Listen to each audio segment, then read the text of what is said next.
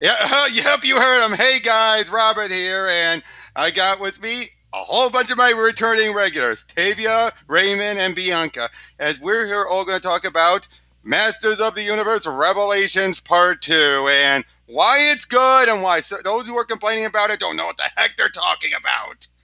Yep. Yay! Yep, Yeah.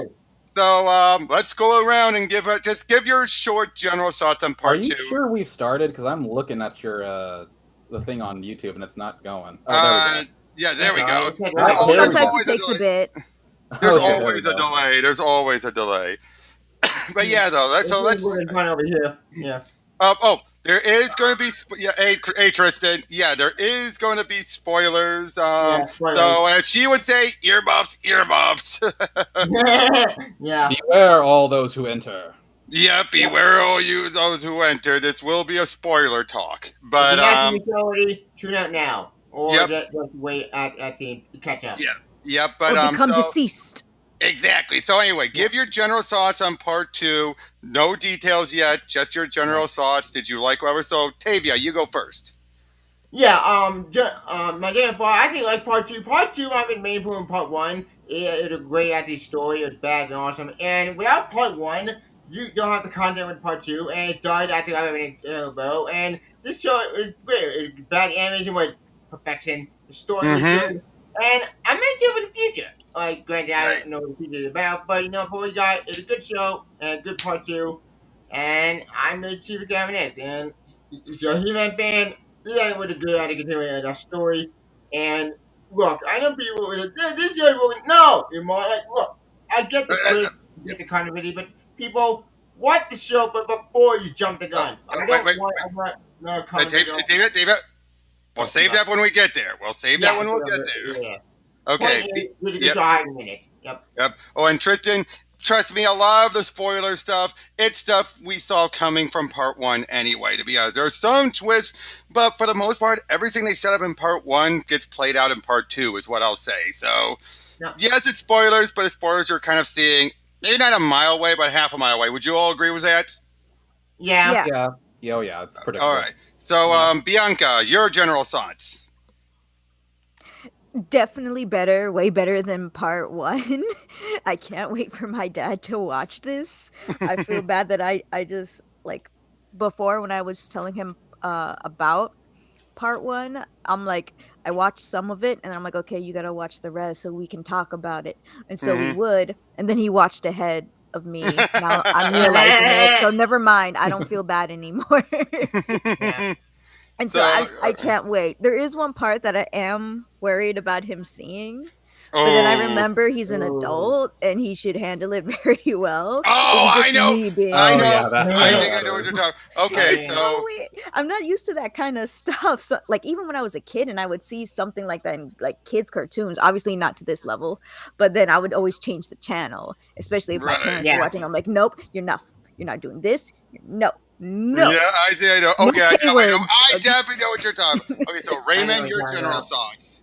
Okay, it was good. It was way better than the second one.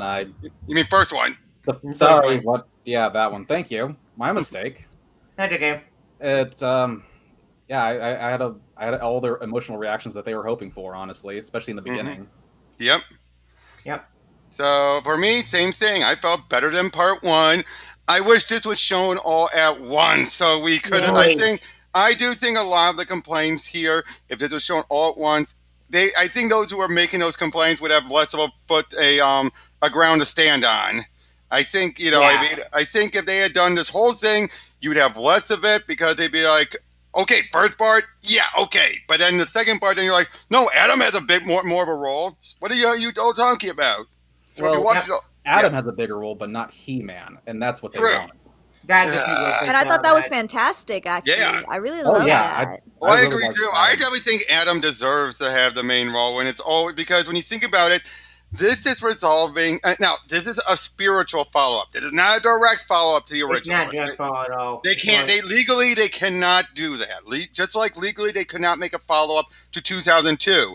Two different production houses have the rights. Yeah, that's why they It's changed the symbol down on the the head. specific Yeah. situation. Yep. So So here, though, it's as close enough to a follow-up, and even then, though, it's playing off of the notion that Adam is the guy with a good heart, but everyone recognizes him as He-Man, which plays around to the real world, which is one thing I always loved about DC's comic about it. Adam was the real focus. Even when he was He-Man, no, this is Adam as He-Man. It's like the whole notion of how Captain Marvel, Shazam, has like two. Yeah, there's two ways of handling it. Either it's Billy all grown up, or it's a different personality altogether. With Billy, behind, they swap roles. And for so long, it feels like when they've handled, at least in the early days, I do think they were going with He-Man. It's a somewhat different personality, not a total different personality, but a somewhat different personality than Adam. Where like it brings out his best traits, but it acts so differently from Adam than when he reverts back to being Adam. Whereas later ones like the DC Comics and the show, I think they played out more like, no, they're no different. There is no different between the two. Yeah, same thing go with CGI show. The CGI show did the exact same thing. It did that exact same idea with Adam turning into He-Man. Did the exact same thing, it's him as He-Man, but without not split personality. Yeah, so let's go on into it was for part one. We pick up immediately where we left off. Adam is not dead. Who saw that coming, really? Yeah. And basically Skeletor has won. He has the power of Grayskull. He's ready to just basically go all Attack on Titan on Eternia. Come on, you all noticed that, didn't you? Yeah, I know that, and that makes sense because he turned not Titan. Yeah, but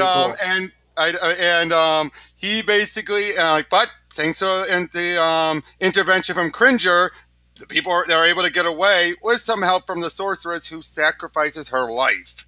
Yeah, with that broke my heart. What? Oh yeah, that was a tearjerker. Yeah, I'm just like, what? I mean, we all saw it coming. Let's be honest. Yeah. This was inevitable. But the emotional connection was still there, Especially since earlier they set up how it turned out in this version, Duncan Man-at-Arms is Teela's father. They've never done that. Yeah, I was gonna bring that up. When I watched the reboot series from Cartoon Network many moons ago, Duncan just adopted her. He wasn't her real even father. In the 80s one, it was always made clear he raised her. Even in the comics, everywhere, it was made clear and that Teela's father was someone else. Now, there was always going to be stuff between Duncan and and Teela, that's the sorceress. There was always something there that was never going to be. But I never even noticed. Yeah, it was. When did I? Yeah, but here though, it's made very, and this is why they would be. This is the first time blood relation, and I was like, wait, what? Well, holy shit. Yeah, again, it's when they said our child, I was like, what? Yeah, that caught me by surprise. Same. I know. I mean, again, I was thinking like he was helping, he helped her deliver and everything. I did not think. Wait a second. But I honestly don't. Actually, Man-at-Arms would be the adopted father, like usually in part, part one. But I not see that one coming with her being the actual biological daughter to Man-at-Arms. Not at all. But then look, Leo, right in the chat, say, looks like I was right again. What were you right on this time? Yep. Wait, is he using two different channels to talk? I saw one. Yeah, he's done that so he can comment, and apparently his current account, he can't seem to keep a good comment without getting deleted. Yeah, on my channel too. Yeah, even his replies to me have. What bet? What bet? You want to bet against whom? Against whom? And what was the bet? What was the bet? Betting is not good. Don't bet your money. I got the man must know. Yes, betting is bad. That's why I don't go to the casino anymore. Yep. But anyway, that you had that happen, and it's just like, I'm just like, wow. I mean, again, it was inevitable. It's a lot better death than she got in the DC Comics, where she was beheaded before He-Man even got to rescuing her. God, that's dark. Oh my gosh. Oh yeah, the DC Comics were dark. There's a lot of elements in here from the DC Comics in this thing, which makes sense. Which bet? Leo, I do forget a bet. What bet are we talking about here? But anyways, I was saying, but But yeah, because it helped that Rob David, one of the main vice president of Mattel Television, he basically plotted out the DC comic stuff. Yeah. And he plotted this out. He plotted out this show, and it was just Kevin came in afterwards and then made his own additions. But a lot of the stuff was from Rob David, who, again, all this stuff, an epic run that most fans love. But anyway, so yeah. They make it back there. Teela starts using her magical powers and everything, which, if there's one fault I will give this, Teela figures it out way too subtly, way too, it wasn't even subtle. That came with all the subtlety of a brick to the nuts. I know, but the way she reveals it, like, oh, because we were transported here, Mystic, He-Man when. Yeah, she just figured it out way too damn quickly. Technically, He-Man does appear would not appear on more than 2 episodes. Adam is He-Man, regardless. I'm sorry. Adam, he's in all 5 episodes. I'm sorry, man. Adam is still He-Man. You do not need him to be He-Man for him to represent He-Man. And you also get that word out. Adam is the hero. He-Man Adam is the hero. Basically, I mean, it's like that's like saying, oh, if it's all about Clark Kent, but there's no Superman, oh, then you never had Superman there. It's like, yes, you did. Like Clark Kent had the issue, man. Remember at the party. Nope, he says. Okay, whatever, man. I'm not going to argue.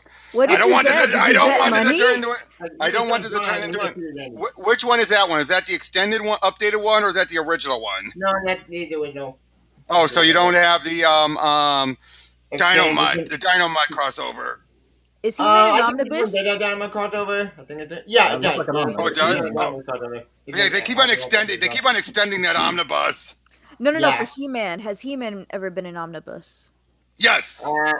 Yes. Yes, there is. There is one that collects. Hold on, I'll tell you which ones it doesn't collect. It basically collects everything from the origins of a lot of the stuff like Skeletor all the way up to the He-Man Thundercats crossover. Ooh. It does not include Injustice versus Masters of the Universe, which is a follow-up to Thundercats He-Man, nor does it include Masters of the Multiverse. Okay. Wait. He-Man is the that thing's expensive. Oh yeah. Yeah. I'm looking at it on Amazon. It's like $150. Yeah. $150. What? On Amazon. Well, look how many books it is. Yeah, there are books. Let me check in Midtown Comics to see if it's cheaper. Wait, He-Man is the transformation. Don't cop out. We're not copping out, man. All right. Captain Marvel and Mary Marvel and Captain Marvel Jr. All creators. Okay, Captain Marvel Jr. Okay, why do you need it to be He-Man? Why does it have to be He-Man when the show is not called He-Man in this particular instance? It's Masters of the Universe. There's a reason why they dropped He-Man from the title. Because, you're right. He doesn't appear that much. Oh, because my best typical licensing issues are legal issues, and it's a whole thing. The He-Man license is such a complete fuck up legal nightmare. It's just a complete Wait, mess. Didn't He-Man appear in 3 episodes? Yes. He played Savage He-Man. Yeah, Savage He-Man for 2 episodes, and then regular He-Man for the last 2 episodes. It was 3 episodes. Yeah, he wasn't. If you count Savage He-Man, it was 3 episodes, Leo. Yep. Okay, your bet said He-Man, but we just said we had Savage He-Man for 2 episodes and He-Man for 1. That's 3 episodes out of the 5. Yep, that's 3. And 5 out of 10 if you want to count the first episode from part 1. Oh yeah, first episode and and flashbacks. Flashbacks, the flashbacks too. Yeah, and the flashbacks. So that'll be even more. Yeah, he's had a lot of screen time. If you count the flashbacks, he's had 7 or 8 episodes. Yep. No. One. No, there wasn't a flashback in this part 2. No, we're talking about part 1. We're talking about all. Sorry. Like all 10 episodes combined. No. I didn't know it was 3 flashback in part 1. You're right, but no, Leo. Well, okay, 1 was a flashback. Wait a minute. No, there wasn't it 1 flashback? Okay, 1 flashback was him and Teela being a power couple, taking stuff down. Yeah. Was it also He-Man though with Merman? Yeah, So that's 2. That's 2. And then the part where he gets stabbed. I think the third one, there was No. When he got stabbed, that was Adam still. He never became... Adam got stabbed. Oh, you're right. He almost transformed. And in Praetornia. Okay, we'll get to that part with Praetornia. We'll get to that. Oh, God. Oh, boy. That came out of left field.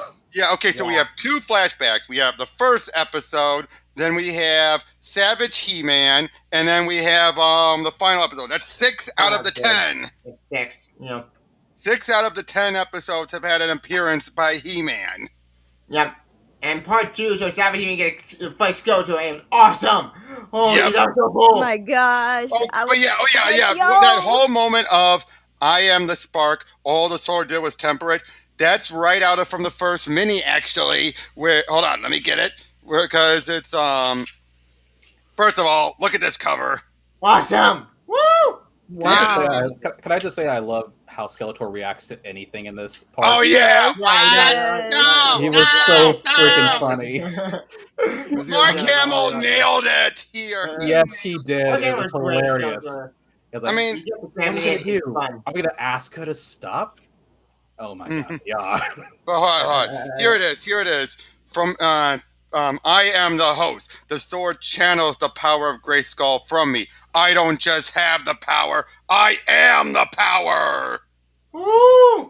That moment that you saw in the show was right from that. Rob David had a hand in it. Hey, Robert, was that from the Injustice crossover? No, this was from the original miniseries. Oh, okay. I thought it was just Superman. No. That he doesn't say anything like that in the Superman one.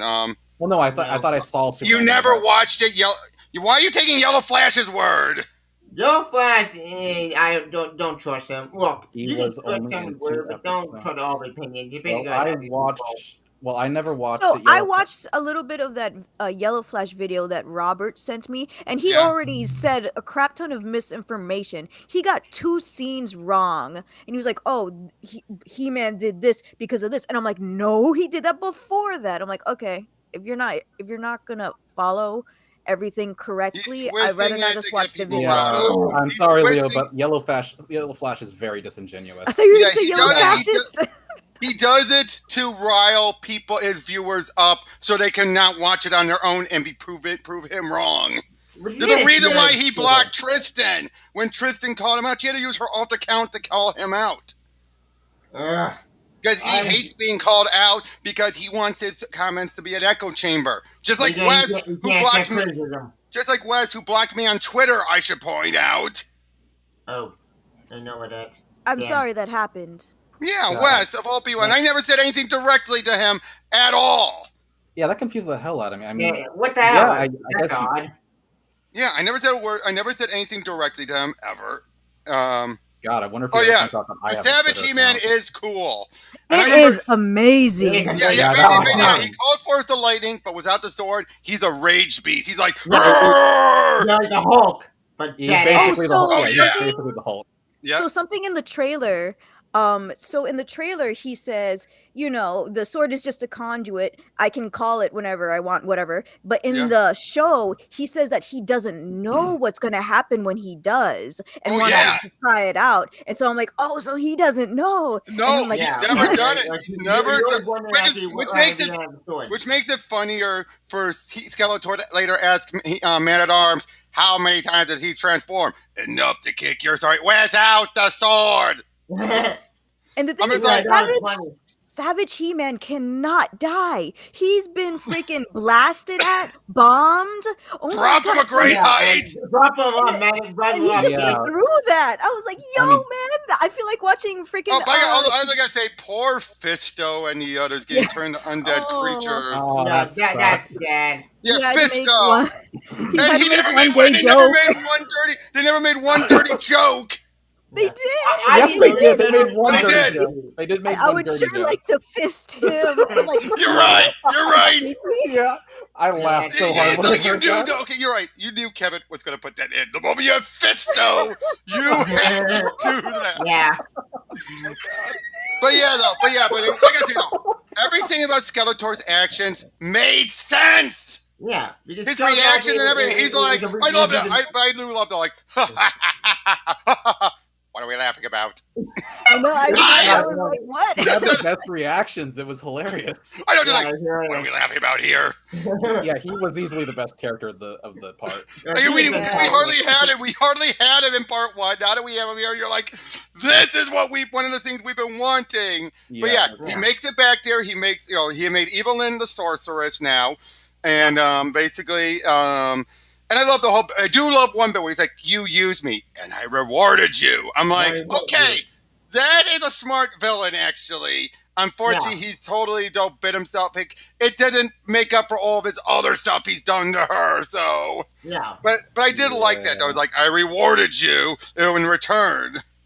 Skeletor, bone, yes, that's true. But to be fair, they've always, in other versions, implied there was always something more between Skeletor and Evil. And this is just the first one where they actually went full blown with it. But they did not bone. Wow. No, they did not bone. They did not bone. But it was made clear that they have. Yeah. All she did was sat in his lap. Well, to be fair, it's his body, outer portion of the skeleton. We don't know what about the rest of that purple suit. Yeah, we don't. Okay, because especially this man, he has we don't notice. We never see his hands. We never see anything else but his face. So I think it's meant to be his face is the only thing that's a skeleton. The rest of the stuff is still meat and flesh. Right. Wait, is that skin? Is that purple stuff? Is that skin or is that a suit? I think it's a bit of both. I think it's a bit of both. Oh my god! I always thought that. No. That's a skin. That's a skin. Because if you ever notice stuff like this, if you always notice, he's always holding on to stuff. He doesn't have gloves or anything like that. Well, yeah, I've seen his claws. He's got claws. Yeah. So it's not skin whatsoever. That's the rest of his body. Yeah. Okay, so he's the two can bone. Yeah, he's got the right plumbing. Well, it makes sense because it was revealed also in the prequel comics. He had a point. He had a family. He had a family. Ooh. In this version, there's he's not killed or anything. He's actually from a race where they're all like him. Oh yeah, midnight. And sure. Yeah. That's the case though, where that got me really ticked off at him. It's like what? But he's not. It was never said he was Keldor in the '80s, but he's Keldor in all the other things. So why are they having him be Keldor here? Because it doesn't fit. Yeah. It doesn't fit whatsoever. There was never any hint of him being Keldor in the '80s stuff. You can't just shoehorn that in and have it be my dear nephew or anything like that, because he's never called Adam nephew anytime Skeletor has seen him. So why in this version would they change that? The only Keldor I do prefer Keldor, the Keldor Skeletor. I do prefer that.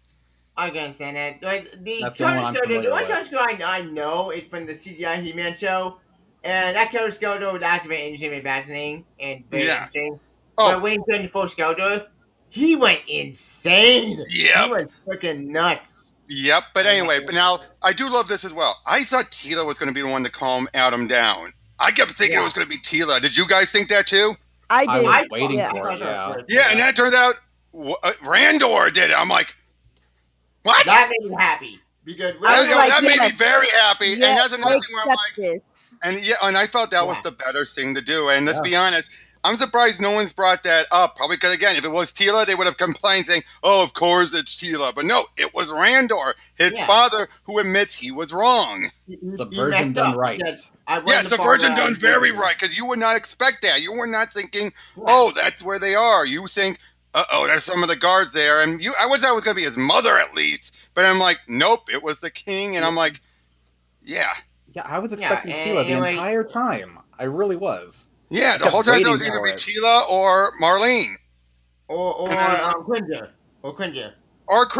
No, Cringer, I think if he would have done it, it would have happened a long time earlier. But I do love what Tila's saying, like, I get it. I get why you're mad as she's chasing after him. It's all that's like, I would be mad too, but not now. Yeah. And which again, is, wrong card manager. You don't have to read what she's saying, dude. It's a private chat. Oh, sorry. But anyway, it's just there's so much I love about that, you know. And then he reverts back to normal. We get things a bit caught up, and then but yeah, then we start getting into the stuff of building up towards Evil Lynn's betrayal. Yep. When she Is Skeletor a ripoff of Taskmaster? No, definitely not. No. He was never a Taskmaster in the Hold on, let me even check when he came out first. First 1981, Taskmaster was 1980. Okay, but no. Because here's the big difference. Skeletor, it is Bones, regardless. Either he's an alien or he had his skin melted off by magic and yet saved by Hordak. So that's why he's able to live without his skin. So either way, though, it's a case where he has no flesh on his face. Taskmaster had flesh. Taskmaster it's a mask. It's just a mask. It's a mask. Yeah. Yeah. Whereas again, Skeletor is all legit. Even Mr. Bones has flesh. It's just transparent. Yep. Mr. Bones, he's sure in Star Wars Season 2. Oh, love that. Okay, you're back, Bianca. You back? I am back. All right. But anyway, like I said, then they go into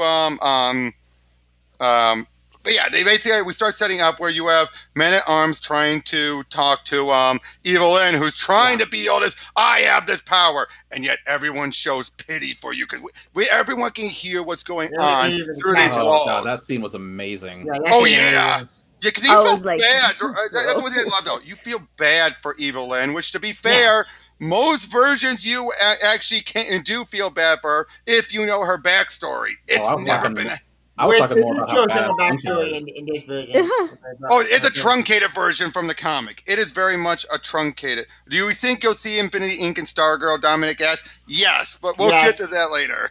But anyway, like I said, it's revealed here in the comic. She actually did have a mentor who found her, kept her raised, but tried to prevent her from using her magic for evil.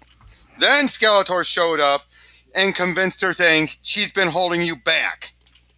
I can help. Wait, wasn't that shown in part 1 too?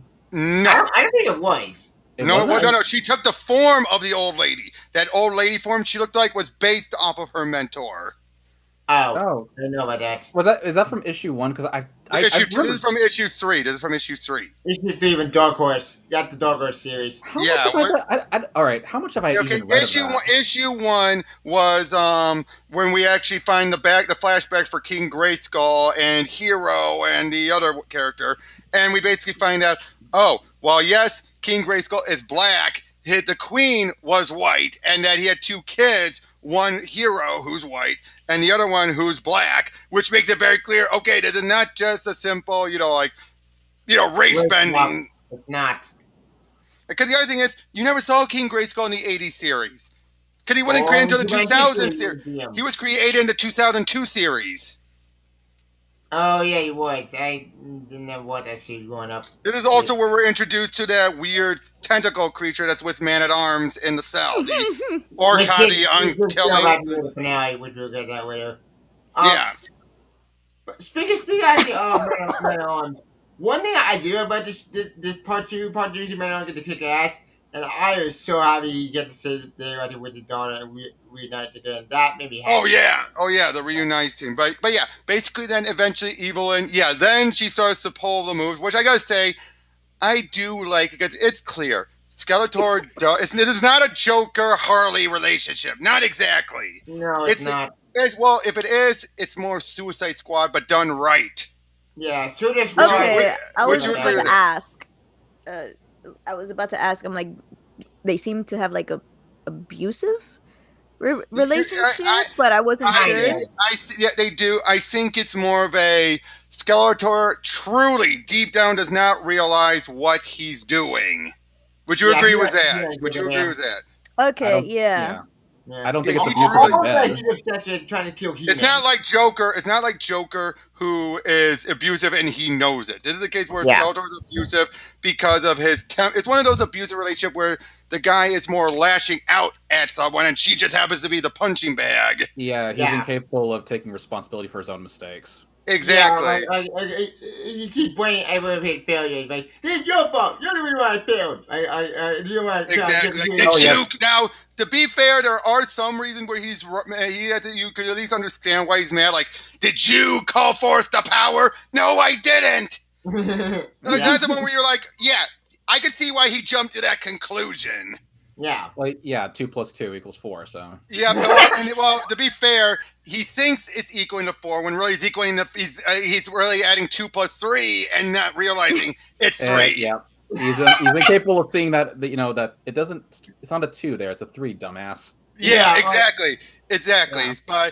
But so eventually, then it's because just to make that clear, because it does make clear that those two have at least some type of a relationship. So she starts to seduce him, but then pulls out the whole power down. Otherwise, you might break me. I'm like, once I heard that, I'm like, oh. I was like, how much am I going to see? I don't want to see him. Yeah, but then she takes the sword. But of course, at least people saying, oh, they made Skeletor an incel. No! No, it didn't. He wasn't. Wait, who the hell is saying that?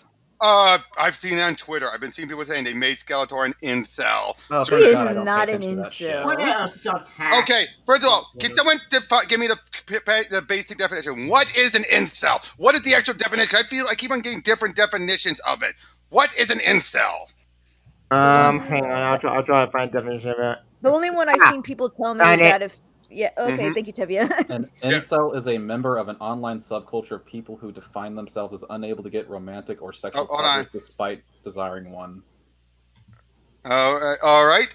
So... Find a picture. What the hell is that? What the hell? I noticed that.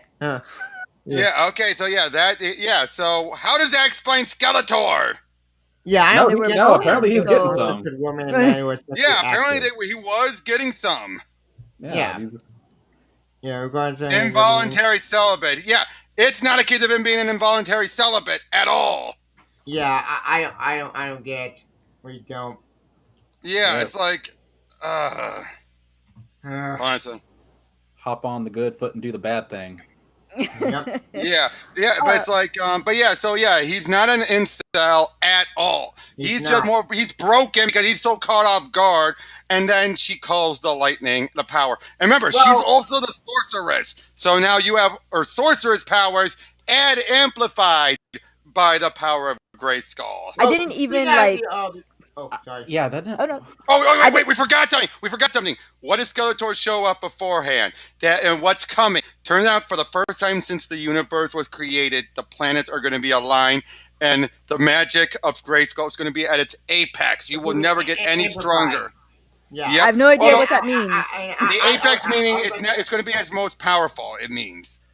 Yes. And I would mention that Skeletor before the party had to show Evil Lynn the center of the universe and said that the all existence is here and showed everything, and then she said that's it, nothing, all for nothing, and she said shit, she cracked. Also I will say this as well. I do also love that bit earlier when she's like, perhaps I'm sorry I'm not He-Man. Maybe then I'd get a moment of your attention. Yeah. I was like, oh!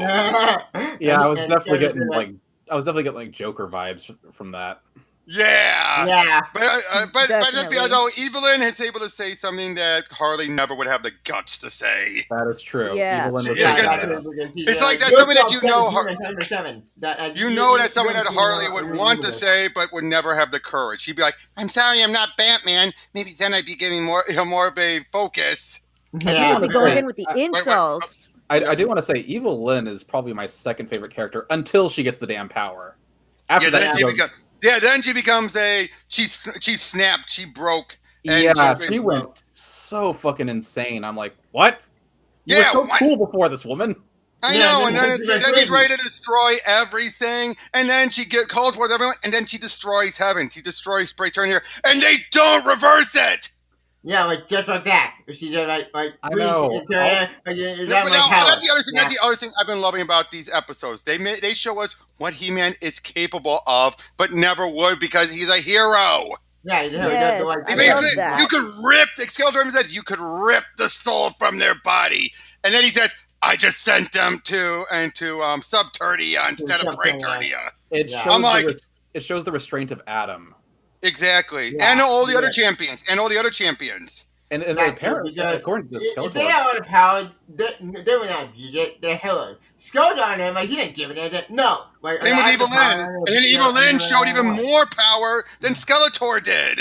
Yeah, yep, it was pretty cool. And according to Skeletor, Adam knew the depths of his own power. He knew that he had that power all along. He just chose not to do it. Exactly. Now, you notice we're not bringing up Teela too much because really, she's not the focus that much. Now, he doesn't become the focus until the very end. I know. Now, she does try to do stuff like try to contact everyone, and even then, we think they failed.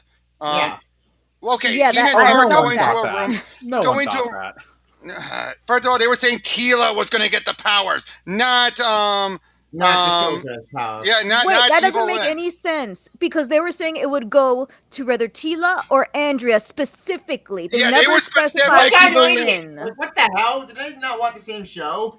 It's like Skeletor also got it. Skeletor got it, and Evil Lyn getting it. It makes sense in this content. Building up to it, it makes sense. So you're right. They got the woman wrong. Yeah. But that's not what everyone was focusing on. No one brought up Evil Lyn. They never focused on it, and if they did, they'd probably be like, "It makes more sense." No, they thought, it's going to go to either Andrea or Teela, and they're going to be the new champion forever and ever, and Adam's just going to go off and retire. Sunset, and that they were going to be a couple. Oh, yeah. That never happens. Andrea and Teela never happens. No, it's shown that they're more sister-like than anything else. Exactly. They even talk less in part 2. Poor Andrea gets the short staff in part 2. She gets the. It's one of those unfortunate things where you need an audience surrogate for those who are new, but then once their time is served, they're just dangling around with no purpose. But those dual weapons she made was pretty cool. And I did like the stuff. I did love the stuff with Randor saying, like, this is an army, but we're all family, and all that stuff. Like, you ready to join? You want to join the Royal Guard? I'm like, that's good. And that's what Andrea would do that in the old show. I think this is very in character for him. Yep. She's good hire. Exactly. She's a good hire. Yeah. Speaking of Andrea, sorry. No, go ahead, Tavia. No, I was saying, for you, Tavia. Yeah, go ahead. Yeah. Speaking of Andrea, one thing I do when Manon gives his weapons to her, is like, take this. But what I do, but you know what to do, and she gets to kick her ass. That was awesome. Yes. You know what to do. But Teela, she tries to contact everyone, but it feels like it failed. And so she thinks what's the point? Now, again, her figuring out that she was by saying, Mystic Mountain. Like, it's an obvious transport here to the Mystic Mountain. I'm like, that's it. That's what tips you off. I'm sorry, that was the anti-climax. I'm like, Now, I did love, though, with Adam saying, like, there's something else I want to tell you. The source is my mother. And that, again, that whole sequence salvaged everything about Teela in part 1, where she basically said, I get it. It still hurt, but I get it. Yeah, she was saying, despite her complaining in part 1, she seems completely understanding in part 2 and said, yes, I get it. I understand it. You did it for still the hurt. You love, but it still hurt. And but again, okay, cool. She understands. But that's the reason. But again, if you were in his shoes, you wouldn't be thinking the common sense stuff. And the people who were keeping secret, they knew she didn't. So, of course, as far as you're concerned, you're thinking, you didn't trust me. You think I'm weak. You think I am, not worthy of it. So you're going to go to all these assumptions. In addition to Adam dying when she found out. So you have the addition of having in her blaming herself for failing. So it's like, if you had told me, I would have been more prepared and I could have saved him. Yeah. That made me feel so sad. Again, the writing did not help. The writing is what made it feel so much of a boy, she's a royal bitch, and I don't feel that sympathetic. Yeah, you really had to read between the lines to get that she was really just lashing out because she's angry at herself. That's what I've been telling everybody, but everybody took it as like that. And women empowerment. Women empowerment. I don't need no man. There was one thing I saw on Twitter before part 2 started, and it was the 80s show of Man at Arms and Teela having a hug, and they said, I bet this won't be in part 2, and I was looking at it like, it was in part 2. It was. And they had it crying and everything. More because she's the freaking biological daughter of him. Yeah, exactly. It meant way more this time around. And now I will but eventually we have to be Adam decides, I don't care if we don't have the. Oh, first of all, Skeletor, he is banished, and he comes to it. And you know what line from the '80s cartoon I was immediately thinking of? He-Man, I'm speaking to you as a friend. Yeah, That's exactly what I was thinking about. Wait, he wasn't banished. He just teleported away because he didn't. You're right. You're right. You're right. You're right. He teleported away after Eagle got the power. That no, like I'm out here, and he got yeah, he teleported away. You're right. I don't know why I said banished. He teleported away. He arrives there and basically saying, "We must work together. We must work together." And again, the stuff between him and Adam was some of the best moments. Okay, I will agree even with the critics. I will agree. The best moments are between Adam and Skeletor. Yep. Period. It's so fascinating. It's very cool. Oh yeah. What's your plan? Are you gonna ask her to stop? You're actually gonna do that? Oh God! Oh my God! You're serious. I love that.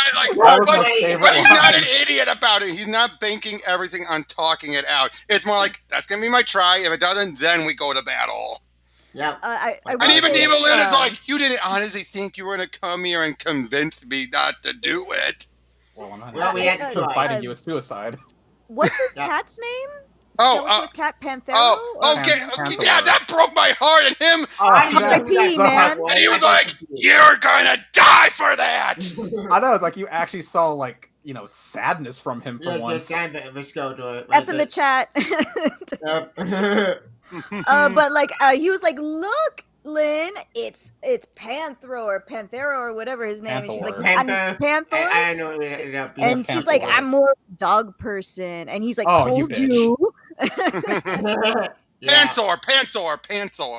But him turn the stone into them breaking, just seeing Skeletor look like he's like, "You're gonna, you'll die. I'll kill you for that." That sucks. Like, yes. I actually like Panther more than Cringer anyway. I just like his design. Although Cringer in this one had so much good moments. He did. But I'm just saying, like from an aesthetic point, I like. But then we lead into the big climax as they start fighting her off, trying to get the sword back, which they did. I love though Skeletor using all of her magic for Adam to just jump his magic, and Adam's jumping around. Teela and Andrew are underground trying to get the Man-at-Arms, and they revealed, "We heard you. That's why we're doing it." We have Ram Man show up. Ram Man show up. We had the rest of the played by Danny. Actually, we forgot to talk about He-Man talking to his mother about. Mom, can you drop me off at the battle?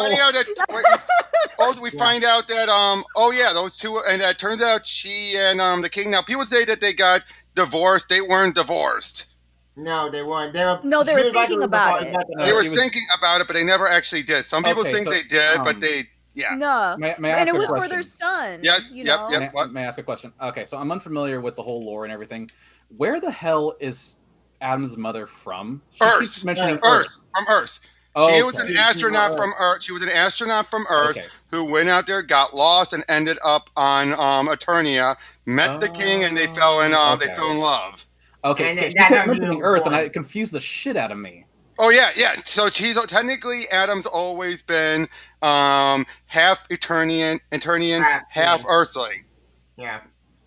That's part of the reason why the Christmas special they end up going to Earth to celebrate Christmas, because she brought it with them and said, "This is what we do on my world."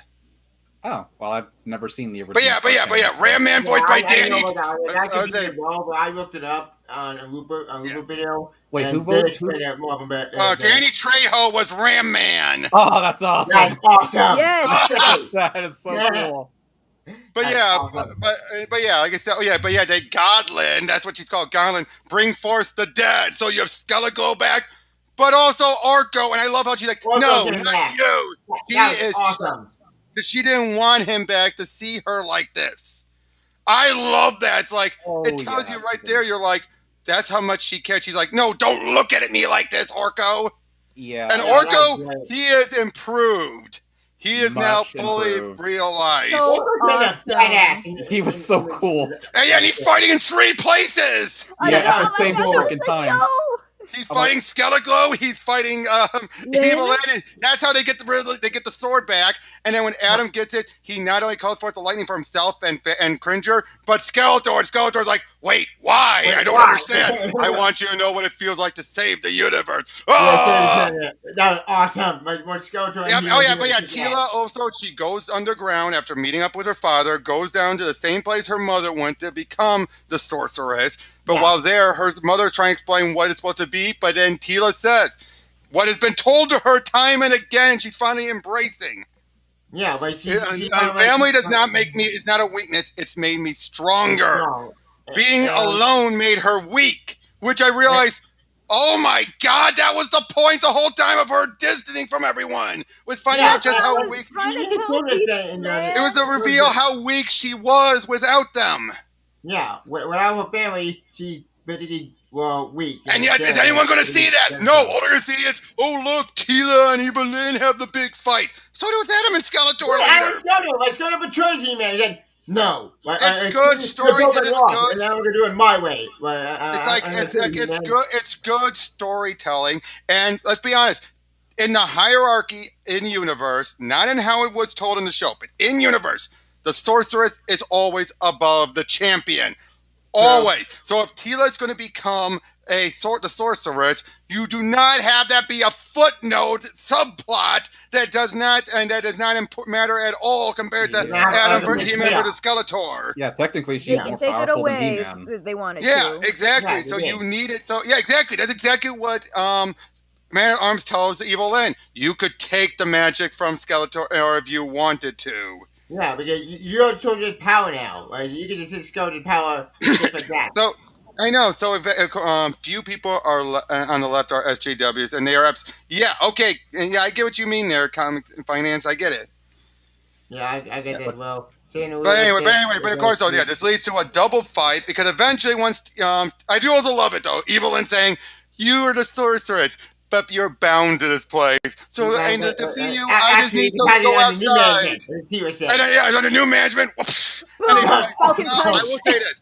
The fight between Evil Lyn and Teela was good, but not as great as Adam versus Skeletor. I thought the Teela versus Goblin was generic, flying, punchy, magic. I will say the fight scene between Evil Lyn and Teela and Skeletor versus He-Man, that fighting choreography was so much better than Castlevania Season 4. Okay? Because, I've been noticing that the animation has been diminishing a lot over the past seasons, and I'm seeing punches and kicks and sword play that's not connecting to anybody. And I'm just like, did you just miss? But they say it as they got hit. Okay, you guys are messing up. Who's in charge here? But the thing is, I see that. So my brother doesn't. So I have to explain it to him. This one, they hit, and you see it hit. It's fun. No, I also do like how. Okay, one of the other things that made Evil Lyn snap was she saw this. She thinks that Zor is dead. She thinks that Zor is long dead. There's been no plan. That Zor died right at the beginning. And then Teela reveals what you saw, what you wanted to see based off of your life. But here's what actually happened. But people, what about Beastman? Oh, good God, yes! Beastman getting his own Cringer form. How can you forget the tragedy of Beastman? Oh yeah, Beastman throughout the whole thing. I felt bad for him. I felt so bad for Beastman. I felt so bad for Beastman. Right? He went through heaven and hell to protect Evil Lyn. And then what did she do? She becomes like Skeletor and treats him like shit. Yeah, and he calls her out on it. Now we're talking. I was like, yo, he's helping you to become a strong, independent woman, and then she treats you like this. Like, you're no different than Skeletor. Yeah, and he calls her out on that shit, too. You're worth Skeletor. Skeletor at the... Speaking of which, want to see something awesome from He-Man Thundercats? Okay, you know about what happens when Cringer is empowered by the power of Grayskull. Ever wonder what happened if he was empowered by the Eye of Sundera? Holy shit. Oh! Let me see. That's so cool. Yep. Robert, a little I'm closer getting that now. omnibus. A little closer. I'm getting that omnibus. Oh, my oh, he's got the Thundercat symbol on his Yeah, chest the and everything. Thundercat That's so cool. I wanted to see you all geek out. Oh my god, that's awesome. Yeah. I want that crossover. I want that crossover Oh, the animation. What other thing with the Yes. crossover? One other thing with the crossover you love as well is that this expands on so much of the 80s lore. For example, it reveals Snake Mountain in this version because there's no Snake Man. There's no Snake Man, so that's not tied in to Snake Mountain in the 80s version. So here, turns out it was based off of the corpse of a dead ancient spirit of evil. Oh. That's interesting. Wow. Yeah, but here the other thing also is that right at the very beginning, you have the ancient spirits of evil send Mumra down there, and what does he do? He takes the form of the sorceress and stabs Adam with the sword. Oh shit! And now he turns into He-Man, so that's fine. But then, because of circumstances that happen, you have Mumra is reduced to dust, and then Skeletor turns out is working with the ancient spirits of evil, and he's figured out a way to combining with Mumra's ever living, be able to utilize the power of Grayskull. And I do love. One bit, though, I really love here is wait, Skeletor, spare me and I reveal to you your enemy's greatest secret, He-Man's true identity. Whether he's a circus strongman or a silly schoolgirl, his secret matters not at all to me. My victory over him is already at hand. Starts to drink it, thumbs up, look, and then... Whoa, I have the power. Oh my god. Robert, I gotta ask, man, how long did it take you to perfect that voice? Not long! But then what happens to He-Man? I got turned to Adam. No, but Adam wasn't healed. And he dies. Oh, shit. He dies. Like he dies? Yes. Oh my gosh. And, but then you have the Thundercats all come in and fight Skeletor. Eventually, and they put up a good fight until, unfortunately, because he has Mumra within him, he's susceptible to Mumra's reflection weakness. So he runs off. And of course, I love how Lionel's like, not sure why that works, but I never grow tired of it. And then, but eventually, though, then the two start to fight each other. Like Mumra's trying to take back control. He changes form, but loses the power of Grayskull. And I just love this. It's like, now you fool! What? Skeletor, cease! Have you any idea what you've just done with your meddling? I've lost the power of Grayskull. They keep switching back and forth. It's like, prepare to lose more. You decomposing dolt! I'll destroy you! Me, jackass! God, I love that writing. Skeletor! Dumra the ever-drooling! I know, they keep on zapping back and forth every time they're saying it. Who wrote this? Oh, Rob David! God the guy who wrote for the He-Man show. Yeah, the guy and Lloyd Goldfine, both of which were involved with this show and with Revelations. Nice. Oh my god. Cool. There were so many good liners in this show. There was.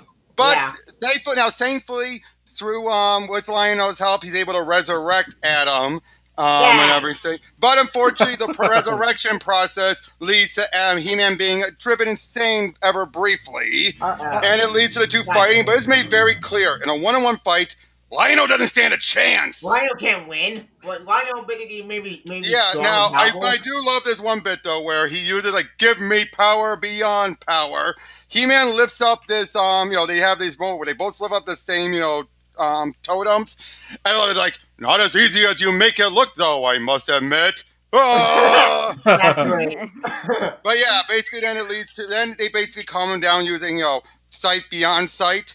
And then and then at the very end of issue 5, get this, you actually have the summon force, the ancient spirits of evil directly to face all of Eternia's forces, and they slaughter the ancient spirits. Holy shit, that's Wait, cool. what? Yeah, all the ancient spirits are dead.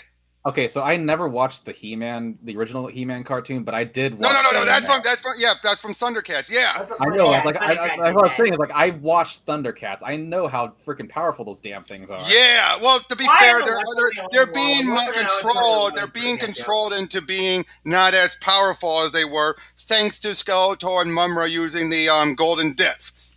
Oh, so they're nerfed then. Yeah, they are very nerfed, but they're killed up. But get this, Orko uses his magic to make Snarf huge. Snarf! Yay! Why would you do that? Well, he ends up taking down one of the spirits by accident. Oh my god! At the very end, then, I must say they did rather better than I ever suspected they could. Well, they were the ancient spirits of evil, after all. I was referring to the other side. It appears our enemies combined are quite formidable. Fortunately, we are prepared for this eventuality, are we not? Indeed we are. Ancient spirits of evil, in your final dying thrashes, release the terrible power that resides in your ashes. Let the wickedness flow, black as hell from your fore. Give all your dark might to Mamatar! Nice. You practiced that, didn't you? When I did a review years ago, yes. Nice. That was really good.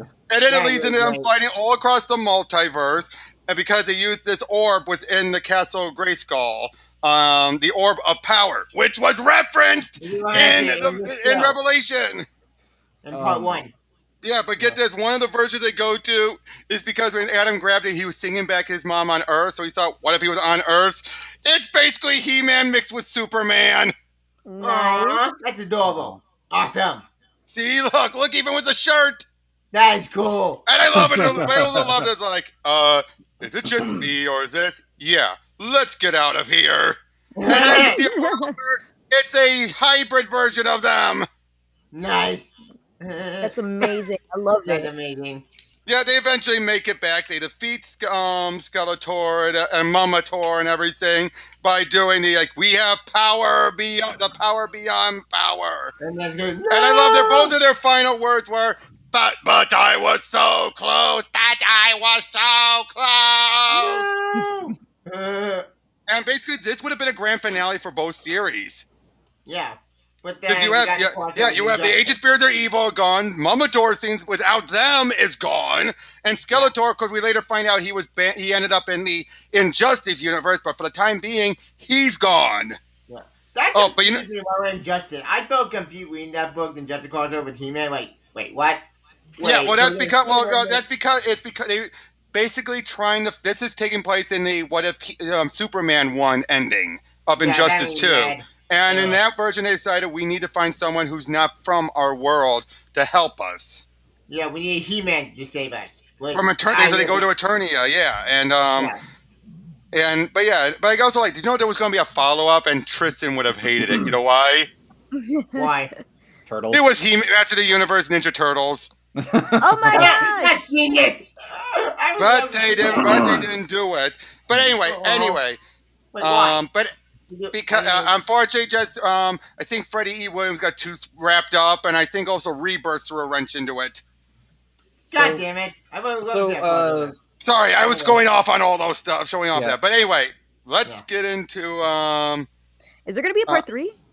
Yeah, because that ending. I was about to ask that. Let's get to that ending because Tila is able to convince Evil in to stop, which that bothered me. I'm like, that's it. Really? I know that was anticlimactic. But I do love it with He-Man being like, "This was never about us, Skeletor." Yes, and then just flips him over. Why do I have a feeling this was obviously this was all locked in beforehand, but indirectly it felt like a jab at the haters. Actually, there was a lot of references to that. One other moment I love. There were two, and both with Skeletor, you got 2 moments from the old movie, and the old live-action movie. At the end of part 1, now I, Skeletor, am master of the universe, and then here, let this be your final battle! Wait, I love Frank Langella is still my favorite Skeletor.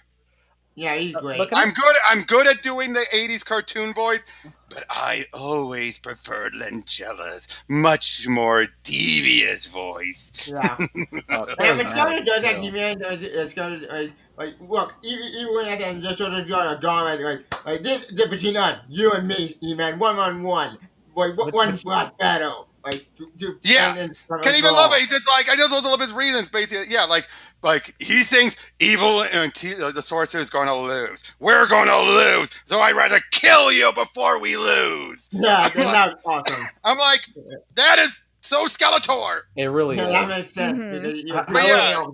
However, there was another moment.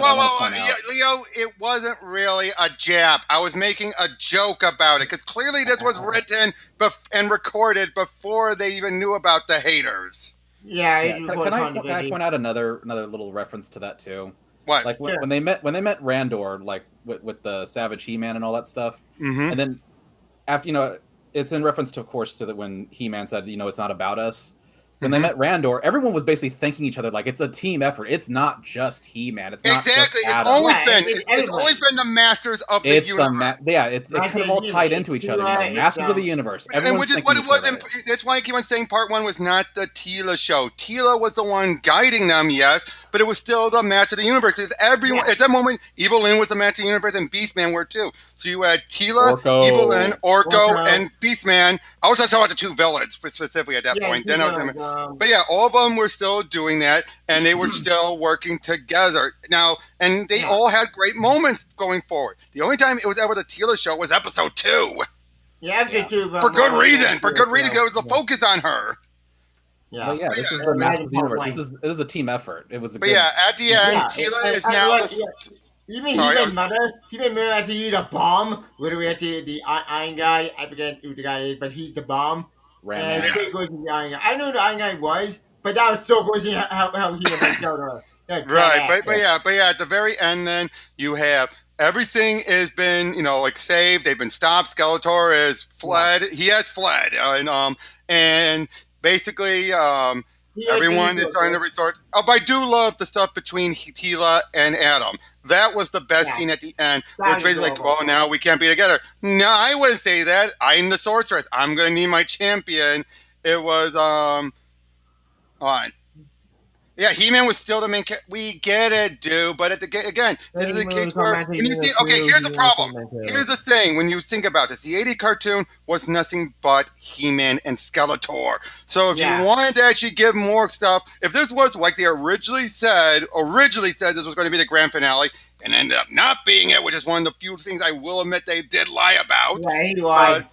But other than that. Also, the 80s movie, it was Dolph Lundgren. They were using his marquee. Oh yeah, there was no Adam. There was no Adam. Yeah, they were using his marquee value. Of course, he was the main character of the movie. But there was no Adam. All right, and let's be honest, that wasn't Man-at-Arms and Teela at all. Yeah. They were in name only. The only person who people felt in character were Evil Lyn and Skeletor. And that's it. Even that had the moment of singing or something on between Evil and Skeletor. Because you have that point where he's caressing her face and everything. That was weird at the end of the movie. Wow. Yeah, although I do love it. And right as they do it, then it'd be like, it'd be a shame to waste their talents. Then you should join them. I wasn't volunteering, I go. Then you shouldn't have said anything. That's funny. I love that moment. Again, Frank Langella you could so tell he was loving that role. Yeah, he had fun. Same guy played Bison in the Street Fighter movie. Yeah, but anyway, but yeah, at the end, I do love that because they do not have it be Adam and Teela say they love each other, but you can so tell it's there. It is so there. And they finish each other's sentences. Yep. And now Andra is not the new Man-at-Arms, but she's now part of the Royal Guard. Probably the new captain. I thought she was the new Man-at-Arms. You're right. Promoted to Man-at-Arms. You're right. Again, sorry. I only saw it the one time when it happened yesterday, so I have not gone back and rewatched stuff. You're right, she was. Which, to be fair, I do know Ian, who's been on my show. He predicted that as well. And I'm fine with it. Everyone did. Everyone predicted she was going to be the Man-at-Arms. Now, Duncan is still alive, thankfully. I thought he was going to die. He's not dead, thank God. But then the big twist I did not see coming. Neither did I. Motherboard! Oh yeah, that caught me by surprise. I know. It's like we I finally don't found know the anything. At first, we thought about the motherboard stuff was a we thought, oh, it's a joke. Oh, these guys are just crazy. No, No, it's real. It's the Herald of Hordak. Yeah, and Here's what I think. Here's what I think. I think originally this was going to be the grand finale. Till partway through, they were able to negotiate or figure out some way to use the rights to She-Ra, and then they added that on. That's what it feels like. I wouldn't say it felt tacked on per se, but it did feel a little bit like a last-second addition. It did feel like last second because I seen the motherboard show the BS, but this is the thing. You wish the super statue? Fine, I'll blow it out and destroy it. But then you're like, no. But then he realizes once he sees it before it even starts to reach out to her, he's like, it can't be. It can't be like. And then I realized that's Horkoth, the goddess Horkoth. Yeah, and the horde goddess. That is the sorceress, the horde, and the goddess that the horde worships. Just like the sorceress is the personification of Zor. Motherboard is the personification of Horkoth. Yeah. Okay, that makes sense. Which originally I thought Evil Lyn was going. Which originally that should have been Evil Lyn's position, but they clearly didn't go that route. They went a different route with the whole god at the He-Man power, and then I really hope there's a season 3, like another part to this, because I think there's going to be another season. Season because I felt robbed after they didn't do that for season 3 of He-Man and the remake. Oh yeah, they kept building that up. I felt robbed. In He-Man 2? I don't know that. What happened in He-Man 2? Oh no, 2002, it ended on a cliffhanger. They were ready to do She-Ra and Hordak, and then it got canceled. Yep, I felt so robbed by that. Yep. Wait, I'm sorry, what was canceled? The 2002 series, series. Yeah. Which I also point this out. People complain about Teela and Evil Lyn getting such focus. They had just as much focus in the 2002 series. Yep. Right down to Evil Lyn betraying Keldor every chance she got. Yeah, they had entire episodes dedicated to them. In the CGI show. Both Teela and Evil Lyn had by the way, that showed well. One other thing, and the whole stuff with Skeletor becoming Skelegod and all that. Hold on a second. Where is it? Okay, wait, come on. Was the main focus, Leo. He-Man really was the main focus. Okay, Leo, I'm positive next season it is going to be He-Man with more of a focus. I think now that we have Teela in the sorcerer's position, I'm not saying she's going to get relegated, but I do think she's going to be. She's not limited like her mother was. She can leave. She can leave. She can leave. But I don't think. But I'm saying now that she's in that position, you don't need to focus on her as much. That's true. You've already built her up. I will say this: if they do next season, it's going to. They probably will focus more on She-Ra, but I feel that would be just as worthy. That would be very controversial as well, because knowing that people back the show. But anyway, look familiar? Oh, that looks so cool. But doesn't it look like Skelegod? Yeah. Yeah. Again, Rob David was involved with this. That's awesome. That looks so cool. Question: the He-Man comic Loving She-Ra, did they bring She-Ra in that comic series or no? Yeah, She-Ra's a big part of this. In fact, in this version, they went with what I hoped they were going to do with the reboot before I realized what the reboot was doing. They actually went with the notion, because here's the thing. I love the She-Ra power, the Secret of the Sword. That is the one thing of He-Man I've rewatched over and over. And when people keep on saying, "Oh, it was all for kids," yes and no. Secret of the Sword did some stuff that you never expected back then. You know, not uber dark. You have moments like dark, but Okay, may I? Okay, you have stuff like when Adora, that's He-Man's sister, Adam's sister, goes out, leaves the Fright Zone to see how the people really think about the Horde.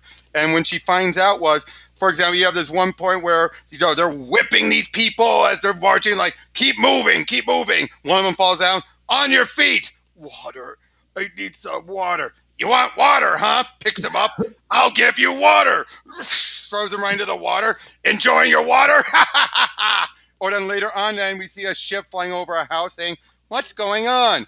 The landowner said that the taxes were too high, and that Horde Trooper overheard them. Now they're going to destroy his home, and they blow up his house. Yeah, that's I'm dark. like, shit. Holy shit, that's insane. Well, what do you mean She-Ra's no longer? No, that's only in the one version, dude. That doesn't mean that no other version, nor does this mean they're crossing over with that version. That show ended. It had an ending. It ended story. It had an ending, and their way they handled the power was way different. It was technological, not based on anything. She wasn't from Eternity, at least as far as we know. There was no power of Grayskull in that show. Are we referring to the Netflix She-Ra cartoon? Yeah. Okay. Yeah, that version, yes, but that's nothing. That if they were to do She-Ra, it would have nothing to do with that. It would be Adam. Yeah, and again, this Masters of the Universe is a spiritual sequel. They can pretty much do whatever the fuck they want. Yeah, exactly. But anyway, but you want to know the big twist that happened in this Eternia War book, though, is partway through, Skeletor takes and kills Hordak. What? What the hell? He kills Hordak and takes over as the big villain. That's a shock. I guess the opposite happened in the. What happened? Okay, what happened here was basically as it goes on, you have it be that you make it. You seem like Evil Lyn is betraying Skeletor, and then she arrives to become the sorceress of Horicos. Ooh, that's cool. But then it turns out she was still working with Skeletor, so she drains the power from Hordak, which gives Skeletor the opening to kill him. Die. Well, that's not going to happen now. Well, yeah, obviously not. But Hordak, I think. I just want to see Hordak. I just love his design. He looks so cool. Oh, and I gotta say, I always loved Hordak's voice. But the one downside of seeing nothing but Secret of the Sword is, you know, the one thing that's always going to piss me off every time I look at the main show. What? Horde Prime! No! Hordak does not need a boss! He does not need to be an underling to some greater evil! He is the villain! You don't need a greater person just to him be like, yes, my master! No, he is the ruler! Another problem they fixed in the 2002 remake. Yeah. But never followed up on! Oh, but they actually do it. They do it better in the comics. You know why? Why? Because in the comics, it's actually a bit where they take a little bit of Jack Kirby influence in this one. But in this version, basically, you know, Hordak is like Darkseid, and and it turns out he's already killed Horde Prime, who was his father, and taken all of his power. Ooh. Yeah, but the Darkseid killed out his own father. And and it turns out one of the other Cakeball, what's his name? Hold on. I remember what the character is, and the other character's name is oh, come on. I know Hordak was in the She-Ra Netflix show, but I don't know what happened in that series. I think her best friend turned against her. I'm just trying to remember.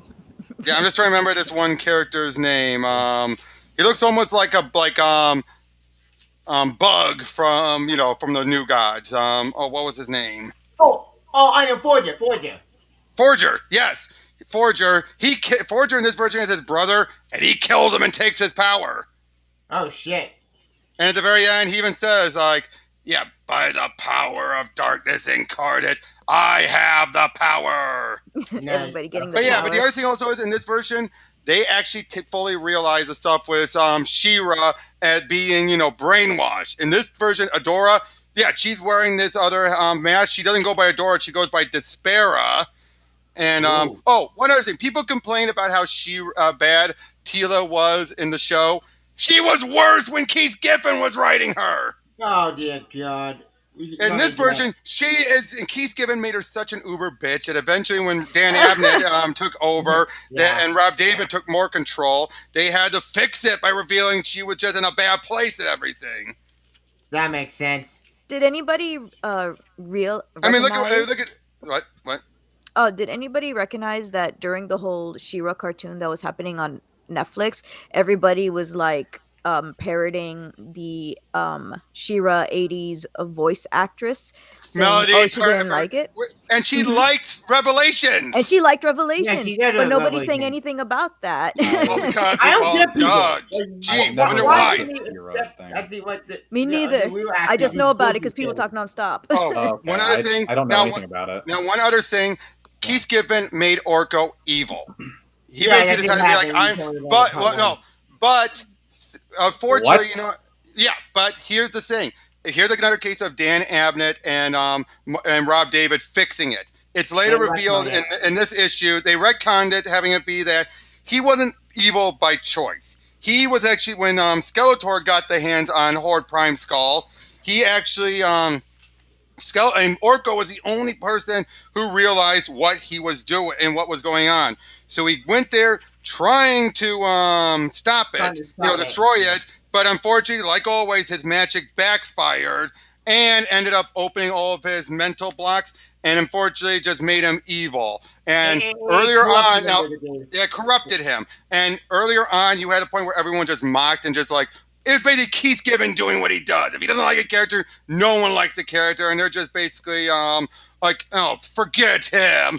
Well, here they'd end up showing regret. They're just like, yeah, they screwed up. Poor, sweet, funny little Orko. He lost his soul trying to save us, and we barely gave him a second thought while we fought Horde X Conquest. It's like, Oh my god! again, that's that's fixing bad. things. Yeah, But again, people want to complain, and Keith Giffen did far worse characterization. I don't get people. Like, they complain about this show. Yeah, this show's woke. No, you moron. This show is just woke with a. I hate that word. People Word. can bitch Don't about call me. anything. Oh, one other thing, you want to know a huge Yeah. twist they did in here?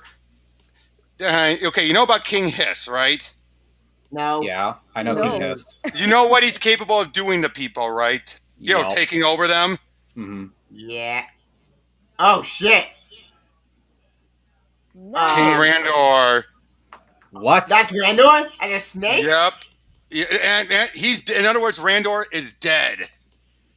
He God, that King- sounded Oh depressing. my What the god. hell? Now this is when Rob David and the others took over, but this is a big important part because it causes Adam to have to take over as King of Eternia. Because the other thing is, his mother is stuck on Earth because of Skeletor's spell. She can't leave. That Aw. sounds depressing. What the Yeah, hell? but I do love this other thing though is but then he twists the knife by saying, "You'll he's gone, dead, and you'll never know how long I have occupied his flesh. Did I become Randor when we were separated on Sarn Scepter, or was I Randor on the day you were born?" Dun, dun, Oh, that's dun. dark. Wow, Yeah, that's it dark. is, but it tells you how far they're willing to go. And during this, you also have Tila. This was one of the cases where she embraced her sorceress side, although in this case, she became the sorceress of Sephiroth, the snake people. Bringing back that old outfit of hers. That was weird. Oh, that's You know, from the Okay. figure, remember from the toy, Yeah, the toys. that's kind of cool actually. That is cool. Yeah. Yeah, Right. so again, yeah, very dark. And then we also find out during this how the backstory between everything with Keldor and everything. It's always been made clear that Keldor, his blue skin, everything, he was part of his race. I just forgot what they're known as, but eventually, though, one of them we later find out was convinced by a great man who was possessed by King Hiss, telling her, poison the King Grayskull and then kill him because because he treated her like a daughter, but she wanted to be a lover, and it was never going to. What? Leo's asking, are we going to talk about Cowboy Bebop? I don't know. I didn't watch it. I didn't watch it, so I got nothing to contribute. Yeah, but look. I've been shit. This was the death of King Grayskull. That's my Conan death. Hi, God, Hominus. that's dark. Yeah, hey, Hominus. But yeah, and then eventually, she runs off, and unfortunately, because of what she does, she gets turned into a monster. But at some point, not too much of a monster, because at one point, then Randor got stranded on their on an island where she's at, and she nursed him. She saw a humanoid figure, and they had a child. Guess who that child was? Sheila. No. I said between the blue skin girl who killed Grayskull. Oh, hi, Harmonist. Keldor. But because of and she gave him, gave the child to Randor. But then, and he was older than no, not Randor, Randor's father. Sorry, Randor's father. Yeah. That's what I meant. And he was firstborn, but because he's not only a bastard child, but of the race that killed King Grayskull, he was never going to get the throne, even though he deserved it. Keldor deserved the throne because he knew how to be a king, but instead he had to be the advisor to Randor. Oh. So just imagine all that, just because of the circumstances of his birth, not because he was born evil or anything like that, he couldn't have the throne. And because of that, and he knew his brother didn't deserve it. And unfortunately, even when his brother would try to come to his defense, to Keldor's defense, his father wouldn't hear any of it. Oh, I will say that in the part 2, King Randor has an amazing one-liner. Who's ready to kiss the ring? That was awesome. I love that moment. That was so cool.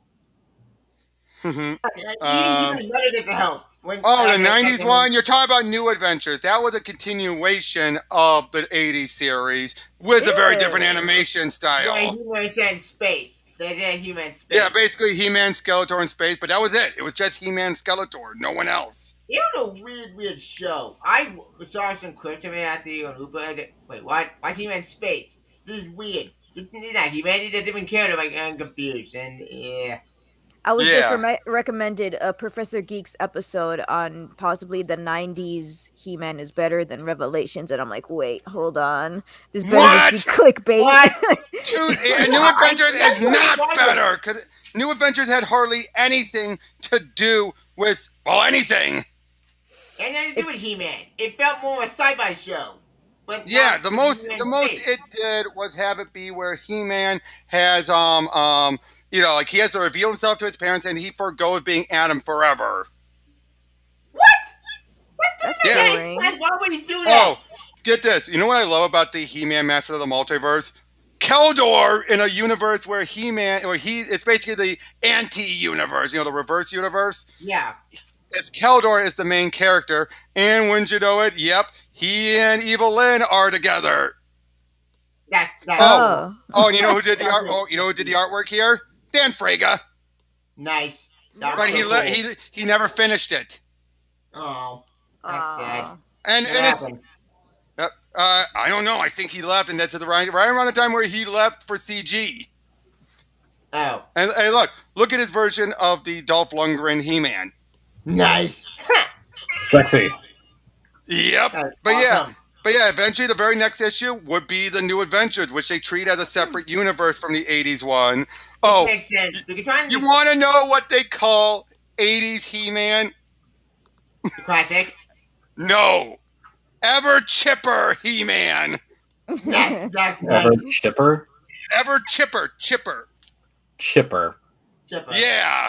Okay. Yeah. Transform this pathetic mortal to He-Man, the Ever Chipper. No. It's annoyingly Chipper. That's funny. Transform this. Yeah. But get this. Eventually, Keldor actually transforms into his own version of He-Man. Nice. Whoa. Wait, isn't that looks like the robot dude? Fakor, yeah. I haven't seen the cartoon. I know of him. Speaking of Fakor and all that, you want to know the only other time Andra ever appeared besides one issue of the old comics that Marvel did, the Starline comics, that was the only other time she appeared in. She had one panel appearance here. Really? That's a shame. Because she teamed up with Fakor and was his Tila. Oh. Wait, how can a robot love at the... No, not a love, just the equivalent. Oh, okay. Yeah, that's what I meant was the equivalent of his Tila. Because basically they were trying to take over and everything, which leads to the only bit of politics here, which is it where basically everyone's like, oh, Fakor was better because he was defending us, even though he then says, but basically saying he raised the mystic wall and kept outsiders from the dark hemisphere. Geez, we're constantly under attack, and it's like, but then he's like, Fakor was a dictator. He punished dissident with torture and death. To which I'm like, okay, I get it. He's going more for an allegory, not a full on, this is Trump. But you could still tell he's going, but it was over and done with. It was just to make a point, to set up, make it clear why he's different from Superman. Yeah, because Fakor is a robot. The guy did not understand. Yeah, but but I'm just saying though that it's basically a case of setting up so people can see it, and the League, the Resistance can see it and be like, oh, okay, he's like this is the guy we're looking for. He's nothing like Superman. That makes sense. Yep. Oh, also, do you have one? And what you want to know how they stop Superman? Well, first of all, poor Skeletor. He gets even worse banged up here than he ever did. Yeah, I know how Judge Superman gets the power. Yeah, right through him. Yeah, he chose it, like, put him in the face. And Prince Adam, tell He-Man I missed him.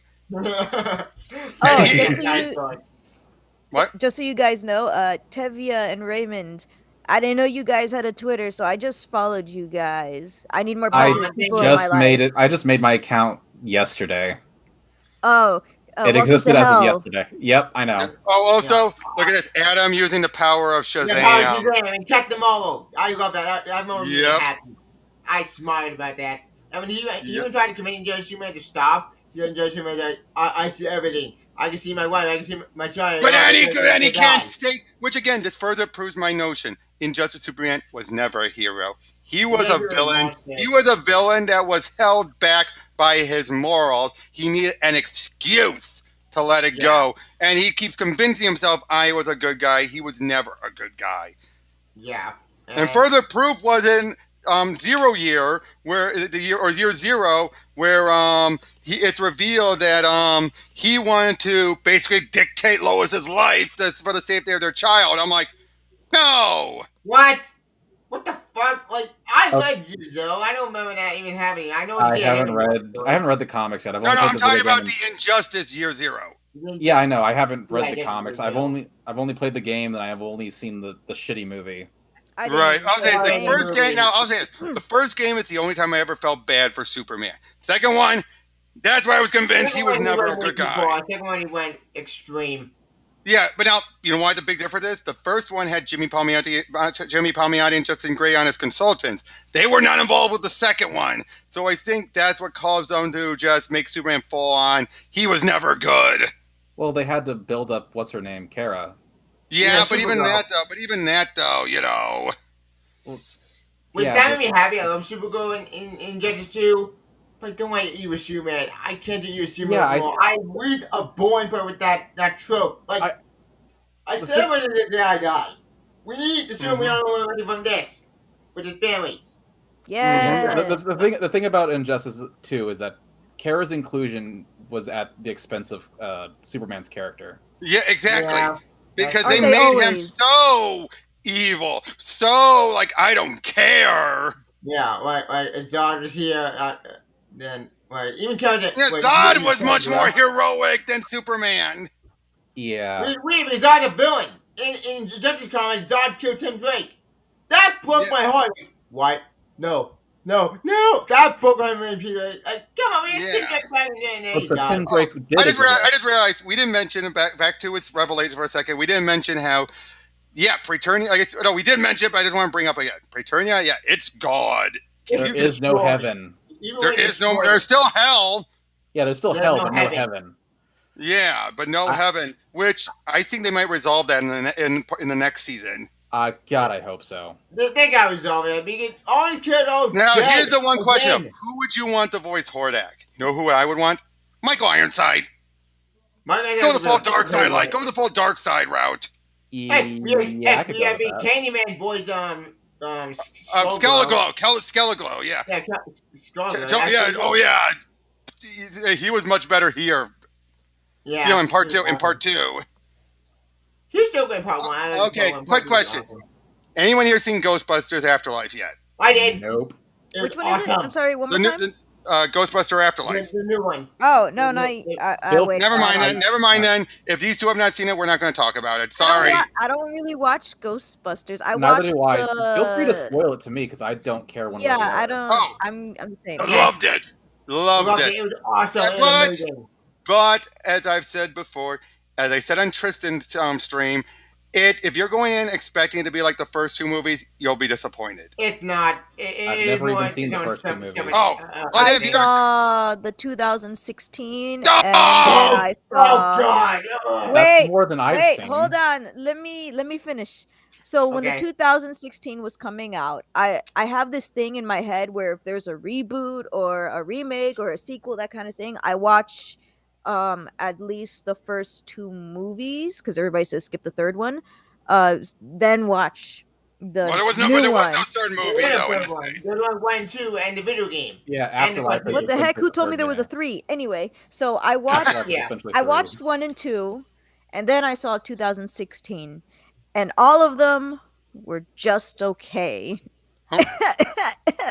They were all just okay. All I'm right. like, okay, Ghostbusters 1. I'm like, okay, kind of overhyped. Robert's gonna let Number that one 2, go.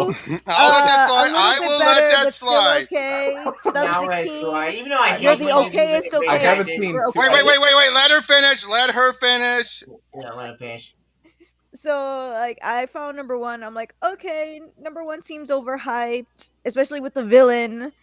So I'm like, okay, you're okay. Number 2, I like that one better, but it was still okay. And then the 2016, I'm like, you're the most okayest okay that has been or ever been okayed. But you got to admit about the when people talk about how something is so woke it hurts, that is one of the examples. Yeah, that one is so stupid and so No, I'm scummy. sorry. There have been some cases where people keep on saying it's going to be woke and ended up not being woke, but they still think it's woke. I No, hate that word. Ghostbusters 2016 is a prime example. The men Yeah, were that's either why that was idiots bad or for me. assholes, and the women were the only ones who knew what the hell they were doing, but which wasn't saying much. It was Like I so said before. stupid. Yeah. Well, anyway, if you want to go to a different topic, I do have some books that I'd want to show off again. Go ahead. Yeah, well, More speaking from your ver. oh, just Universe. Nice, just imagine. Ooh. Stanley just Universe. I remember that story. It's been What? interesting. Yeah, do you know about this, Raymond or Bianca? Nope. Nope. Basically, Yeah, it was Stanley's it's- way it's- to Universe. it's basically Stanley was just given the titles and told, come up with whatever you want, and we will give you some of our best artists. In fact, Yeah. this was John Buscema's one of his last work. Yeah. So Stan Lee And- did this. Yes. Yeah. You Yeah, could they did it to the arcade, Marvel method. They did it to the Marvel method. They plotted it out. Then the artist would draw it out, and then he would fill in the text, which is very much very. was mixed at best. The only character I like included with the Batman one, the Green Lantern one, and that's about it. The Captain Marvel was the damn one. The Flash one I really liked as well. The Batman Lantern was fun. I do like that story. It was fun. It was crazy. Catwoman wasn't that bad. Shazam was disappointing. Like, I think Oh, Captain Sandman Marvel was good. Sandman was actually probably one of the more cosmic ideas. Well, Sandman, no. I'm talking about Captain Marvel against Shazam. Oh yeah, that where he's just a big beast. That made me mad. Because They made it well, but again, they're doing their own type of, like it's just taking the title and doing what he wants with it. Some they stayed close to the characters, others they did radically different. Yeah, it wasn't Blade Batson won the champion. It was some other character who I didn't give a damn about this character. That's not Captain Marvel. Where's Blade Batson? I want him to do the hell, but no, it's a new character. But whatever. Okay, but anyway, but also I do also like though how you have Robin. You have a version of Robin. He and Batman actually work well together, but at the very end when he says, you want to team up? No, thank you. Every person I've ever known in my life has been a total hack. So why would you be any different? And he takes off. It's obviously Stanley taking a jab at sidekicks and everything. Yeah, sidekicks, yeah. I know the Wonder Woman one was. Well, yeah, in this version, Wonder Woman is an Aztec related focus as opposed to Greek. Of course, it was it's an Aztec. story, but very confusing. Yeah. Yeah. Um, The Aquaman version, but the Aquaman wasn't running away. it's more like Human Torch underwater, but was water. Yeah, it's Human Torch underwater. But It is I a do like story. how the big villain though, his name is actually Crisis. Yeah, that's a big villain, and that But main villain was artwork by a very earlier career John Cassidy. yeah. The Oh yeah, that's him. That's him. Yep. Crisis on Earth Part 2. Yep, that's Yep. him. But yeah, I mean, you know who John Cassidy is, you know, Astonishing X-Men, Yep. Planetary. Raymond, you know about those books at least? Astonishing X-Men. The Joss Whedon run, the Joss Whedon one. I've at least heard of them, but I don't think I've ever read them. Oh, trust me, read Planetary at least. Yeah. But yeah, you have Walt Simonson doing Sandman. You have Chris Blanco back when he was a DC regular artist doing Catwoman. The Human one, that was the most disappointing. Hang on. Planetary. That's DC, right? Yeah, Vertigo. Oh, yeah. Warren Ellis. That's Vertigo. Planetary. There is hold on. Oh, god damn it. What have I done? I blacked out. What are we talking about? Oh, I triggered Robert's go get books mode. Planetary Omnibus. That's the Omnibus? Cool. Yep. Nice. All Is it about the planets? No. It's basically about well, first of all, each issue deconstructs a certain element of comic books, or fantasy and fiction in general. Yeah. And basically each one is about them, like looking, understanding about basically they're how should I put this? They're truth seekers. They I was just gonna judge the truth. I was just gonna go with freaking Captain Planet. No. Captain But Planet. this is in conjunction with his authority work. Oh, Okay. yeah, the authority. Those jerks. Captain No. Planet, This was before. No, he's a hero. Warren did not have them be the jerks. That was Mark Oh, Millar who made it. That was Mark Millar who wrote that stuff. That was, Mm-hmm. authority. I don't hate now what he did though. He got the ball rolling. It was later writers who took it and went the wrong direction with it. It went extreme. Yeah. Yeah, but it wasn't that bad. It wasn't Yeah. it wasn't him. He's a good writer. It's just whenever I took away the authority, they had to go be jerks. Which made when they respond to Super Delete. We had to respond to 40. And it was great. I love that movie. And I love that story. Yeah, sorry. Every time you bring up some of the stuff, I feel like I gotta go grab it. Robert, I was just joking, man. I know, but it's just I've got so much here. You'd be surprised what I don't have. Yeah. Which is a lot. There's a lot I don't have, obviously. Robert, that room is basically freaking Scrooge McDuck's version, of his vault. Oh no! I'm kidding. Robert, I don't have any of the Scrooge stuff. I want them, but I don't. I couldn't resist. I could not resist. Son of a bitch, Robert. I do not have any of the Scrooge stuff. As much as I want them, I do not have them. Yeah. I do kind of want to read the Darkwing Duck stuff. Oh yeah. No, don't you dare!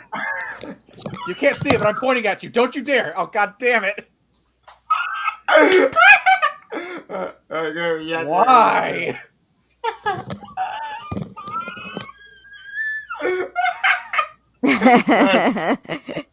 God have mercy on my soul. What have I done? Jim Cummings signed it. Oh, that's cool. That's cool. Great. But yeah, I talked with Aaron Sparrow about this a while back on an interview. I'm sure we haven't got a Darwin Duck revival. I've also back. This was so damn good. Yeah, that's good. Why didn't they bring back Darwin Duck? They brought back the X-Men 97. They bring back actually, well, technically. Wait, what are you saying? What are you saying? He's asking why X-Men they is never coming brought back. Darkwing Duck. X-Men 97. Oh, X-Men no idea. I don't know. Darkwing Duck is so cool. It has such a strong following too. Oh yeah, well that's why people loved about it in the DuckTales revival. How they act at first they're like, oh, he's just a show within a show. That's stupid. And it's like, wait, then second season, Oh, and then third season we actually were paid off with that 1 hour special, which is free, still free on Wait, do I Disney know Plus. Iron Ghost? Do I know Iron Ghost? No, I do not know Iron Ghost. DuckTales. Woo. I know Iron Ghost is. Sorry. Oh, Who's Iron Giant Power Ghost? Sequencer, a big old lover, the superhero Iron fans in other Ghost. genres. What the hell's Iron? I gotta look this up. What the hell's All right, Iron all Ghost? right. Do I know? Is it a person or what is it? I don't know. You know, the age good Ventura becomes strong. Iron and the Ghost? Ghostbusters. What? I don't know if that's what. If you're talking about this character, is it a person online? Iron Man if he was a ghostwriter? No, I think That's Iron like the Good first is thing that a pops Wait, up wait, on my wait, wait, wait, page. wait. What? Let Tavia explain. What? I think Iron Good is a YouTuber, maybe. That's all I. Oh. Yeah. Hold on, then. Hold on. Let me look.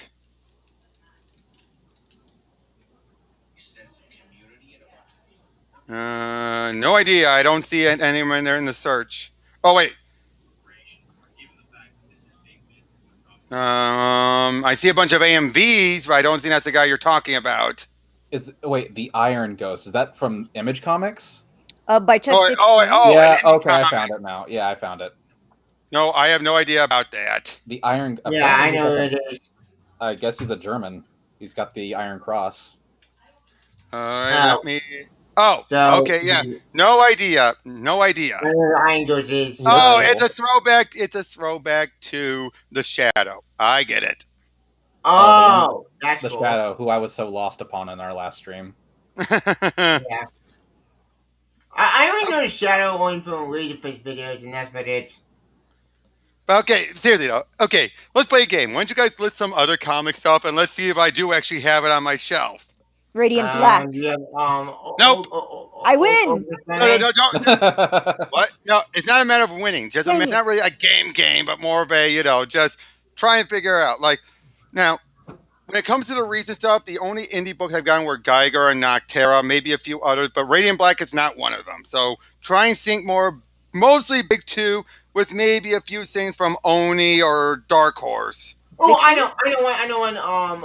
Ultraman, Ultimate Spider-Man. Ultimate Spider-Man. Actually, I have some Ultimate Spider-Man stuff, but I have some Ultimate stuff, but most of it's Ultimate Comics, Doomsday, the Ultimate. I don't have any of the Spider-Man stuff. Bet $5,000, Leo. 5,000. Ah, cool. You'll win. Okay, but I'll give you two freebies. I have the entirety of Scott Pilgrim, the colored Nice. versions. Mr. Pilgrim. Yep, and I have what I call the 3 Dark Horse trilogies of trilogies. You have that's the Thrawn trilogy, the Crimson Empire trilogy, and the Dark Empire trilogy. Oh yeah, Star Wars comics. Yeah, the Dark Star Wars comics. Do you know about any of those, Raymond? No. Yeah, these were the Dark Horse era of it. Are Dark Horse? these the Star Wars Dark Horse comics? Yes, Star Wars Dark Horse. Yeah. Yes. Isn't Star Wars going back to Dark Horse? Yes. The Yes. Adventures Yes. version. The Adventures, though, they're not getting the main line back. Okay, I saw who the fuck was covering. I think Wes was. I'm not. Yeah, sure. basically they got what IDW lost. Okay. So Marvel still has the main line. They are going to do the Adventures line. Hang on. Okay, one by I have. Okay. I found it. Okay. I'll tell you what I'm looking at right now. I want you to try and get. Wait. Raymond, what you doing? Oh no, Tavia, what you doing?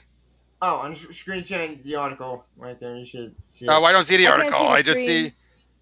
No, screen. I can see it because it's on my What? thing. Oh, okay. Oh, can you see? Yeah. I can Yep. see what All Robert's good time Matt the guy followed in 2022. Story published with the work with Lucasfilm of a lot of titles from Dark Empire 1991 all at the Star Wars in 2020, which I didn't. Star Rebels, whatever. I did add a new line of all aided common graphic novels. Expand Star Galaxy or now before. Beginning in spring 2022, expand adventure in every era. From the High Republic to the Light of the First Order. Why? Look at the First Order is a stupid idea. Well, remember, this is under the rules they're supposed to do with the line ever since what's been going on lately. So they have to Yeah. follow through with their non-Legends books. Figures.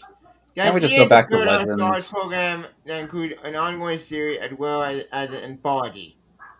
All right. So Okay. yeah. So again, it's following the Adventures versions, not, you know. Yeah. Initially Okay. we will focus on featuring the High Republic. New Again, content that's probably what they've been restricted to doing. I wouldn't be surprised if they've been restricted to do this. Yeah, that won't Because really again, shock me. Marvel has the rights for, so they're going to keep doing the Vader comics, all the stuff that still continues on from everything. That's why. See, right, yeah, right there. Still, Long time between publishing and drawing critical current Star Wars comic alongside Dark Horse. yeah. Okay, So so again, so critical they're publishing doing the at the same stuff. time. They're doing the stuff that's following, like Vader and in between the original movies. They're still Yeah. doing all of that. So basically, Dark Horse has the leftovers. Yeah. They kind of grabbing It's not fair, but I think they're doing this so they can have the back door to take back the main line if need be. Yeah. Which All I'm right. hoping they succeed because I want Dark Horse to get something because they made Star Wars great. Marvel Okay. Star Wars is so Anyway, boring. here's another book I'm going to have. I want you guys to guess. How about this for it? I will tell you what I have. I want you to guess what the book is. Okay. Okay. It collects an entire run based off of a I wouldn't say a family show that got bought out by Disney and they have ever since squandered. Dark Horse.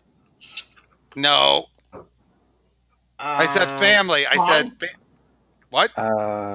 Spawn? Not Spawn. No, it's a game No, no, show. no, no, What- no. what- No. Tron. No. Tron was made by Disney. I said Oh, they yeah. bought this particular thing. This is a comic that collects stories based off of a certain show featuring these characters. A certain show. Then show. They're also known for doing type of movies that adapt certain classic stories, as well as their own individual adventures. Oh, I know. they had I know one- the Adam family. No, I'm Disney does drawing- not own the Addams Family, Davia. Okay, I'm drawing they a had blank. one of the more maybe the only successful babified version of the character, and maybe start the trend of that. I'm thinking. I'm just sleeping Bianca, right now. Any help? Give me another clue, man. Yeah, I got Okay. nothing. If I give you any other clues, it'll be too much of a win. So I'll just tell you. Okay. Oh yeah, the Oh, Muppet. the Muppets. Oh, Muppet. okay. I should have known. Think of all those clues I gave you. I don't know Uh, anything about the Muppets. I know what's I going saw up, but I don't saw know. the Treasure Island movie when I was a kid. Yeah, your Treasure Island. You had Christmas Carol.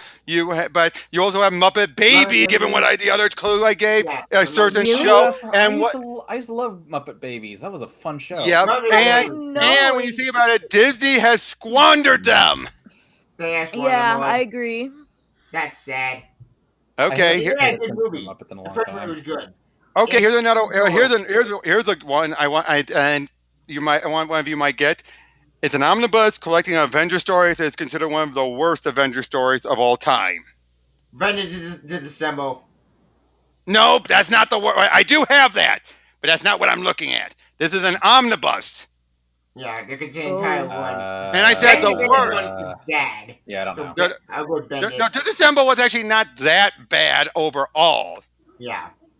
No, this is What? something that's considered like the worst. So bad that it led to the Heroes Reborn universe. Oh yeah, the 90 Avengers. Now I remember the 90 Avengers. What's the event? What's the event called? Onslaught. No, this is what led to Onslaught. This is what caused them to do Onslaught. The Crossing. Bingo! Yep. I would never have gotten that. Iron Man got turned into basically a monster by Kang the Conqueror. Kang the Conqueror, you mean a super agent? Yeah. Yeah, this is when we got Teen. Teen Iron Man. This is when we got Teen Iron Man. Yeah. Which, Bianca, okay. are you as lost as I am? that Okay. idea, give it that show. Okay, here's one. Okay, this one I will make it simple. In my hands are an omnibus collecting a well-loved, well-regarded X-Men event that was started when one character was killed. Dark Phoenix Saga. Nope. That was going to be my guess too. Here's the other clue. It's in the 90s. Fuck if I know. It's an okay. This is gonna be a dead giveaway. It's an alternate history. Alternate universe. I know. Age of Apocalypse. Nice. That is cool. And the companion with all the extra stuff. Ooh. Okay then. Everybody did make a comeback recently in some comic. I guess we're just doing comic book Jeopardy on this channel now. Yeah. Because we got Okay, well, if you want to talk about something else, you're welcome to go ahead. No, oh yeah, I'm just saying because the chat's trying to chime in. Too. Okay, here's a Vertigo one. It's a Vertigo book written by with artwork by Mike Allred, and it had a TV show adaptation. Hellblazer. Michael Allred did not do anything about Hellblazer. Well, Hellblazer Constantine. No. I don't know. No. Lucifer? No. It's a okay. In the show, it stars a girl who helps solve mysteries, and through her unique way of getting information. If I say what it is, you'll figure it out. That sounds oddly familiar. Swamp Thing. Nope, not Swamp Thing. You're not talking about like iZombie, are you? That is iZombie. iZombie. Yeah, she got information by eating brains. Exactly. That's why I was trying to avoid it. If I said that, that would have been a dead giveaway. Yeah. I was thinking of it, and I'm like, that's the only one I know. Yeah, I didn't watch it, but I know weird. of it. The end of that series made it turn to God.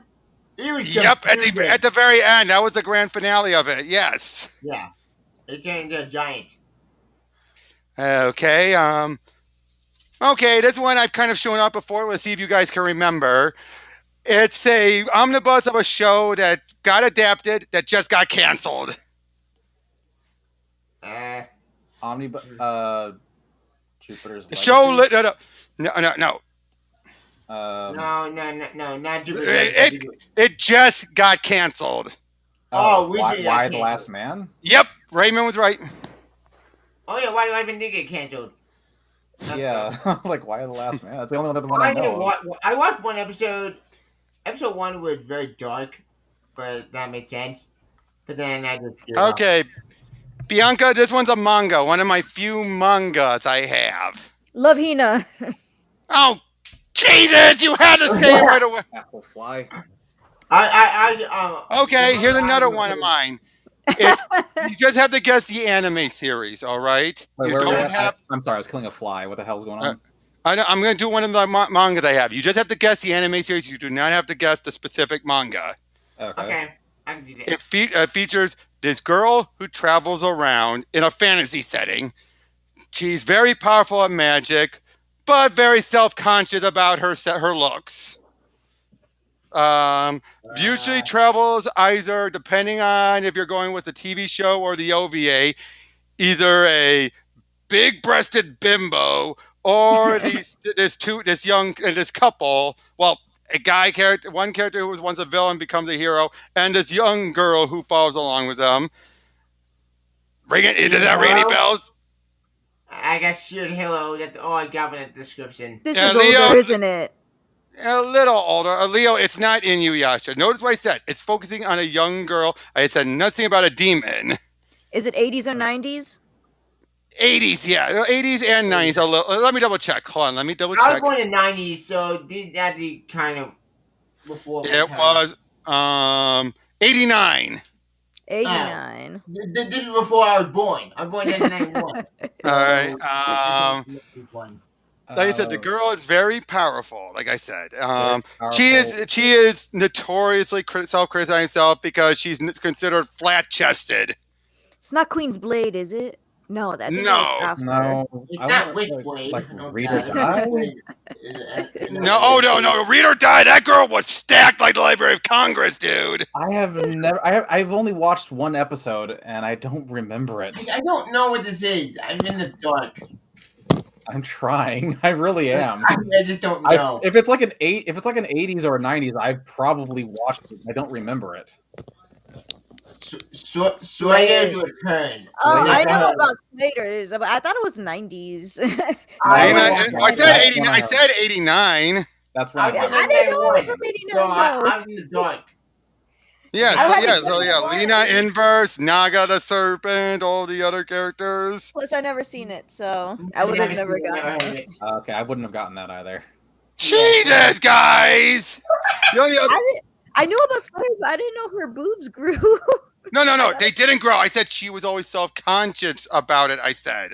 Oh, I thought you Yeah. said that when she transformed. That's No, when they no. I didn't say Oh. about transforming. Did I say transforming, guys? Did I say transforming? No, I could have Yeah, sworn I that you think said you from like interpretation to interpretation, she was either stacked. Oh, or no. flat. Oh, I know. I said she either was paired up with someone who was a big boob bimbo, okay. or with someone. no. I thought you said like That's she my was either bad. stacked or flat chested, and from one interpretation. No. She's always been. Now the funny thing about Lena is she's not that bad actually of a looker.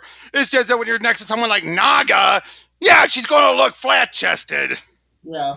Well, that's usually an anime anyway. Yeah, because the funny thing is though, she's You know like what a anime good. has not She's like a done that? small. She's like a C cup at best. But unfortunately for everyone else, she might as well be flat as a board. Really? A C cup? Well, No anime has not done yeah, that. a small C cup, I should say, a small C cup. Yeah. I mean, this. Now, again, when you're compared to someone like Naga, I mean, look at her. God, she was hot. But you see what you get what I mean when you're compared to her. Can I How have did it? she Can I see it fight? closer? How does she fight with those freaking? She's Okay. got power. Well, they use magic. That's how they fight. I Yeah. can't tell if her hands are covering her boobs or not. They're not. Or That's is her. that That's, armor? you call that armor? That's not armor at all. Quote unquote armor. Yeah. Hold on one quote-unquote. second. Let me find a good image from the actual anime. Hold on. The anime was Sword Art Online. And Sword Art. I'm aware of it. I The think that- constant hate. I like that show. I don't meet a lot of people who actually like Sword Art Online. I liked it. I thought it was tons of fun. Nice. But the last season I watched with the latest season, the Underground, very interesting story, dark, insane, very awesome. Let me then zoom in. Hold on. To 5,000. Zoom in to 5,000. Enhanced. This girl looks like a B cup. You're telling me she's a C? Okay, B cup. You're right. Sorry, but still though, compared to Naga though. They're kind of Yeah, fighting each other, which is pretty cool. Understandable, I guess. Yeah, but you said it's like. I love the redhead chick. The redhead chick. She was I would say cool. there was a commentary track for because ADV did the dub for the OVAs and the movie, so you had a different Yeah. cast.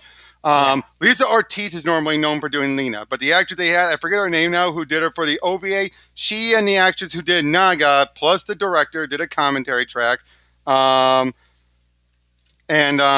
Basically during it all, they're actually talking about saying how Lena's not that bad. It's just like you put me next to Naga, I have no chance. And like, yeah, well, she's still not bad looking, but by anime standards, that's the key word. By anime standards, yeah, she's got no boobies. And which is true when you think about it. Yeah, you look at that, you're like, hey, she looks beautiful. But when you're judging the other by anime standards, yeah, she's got berries.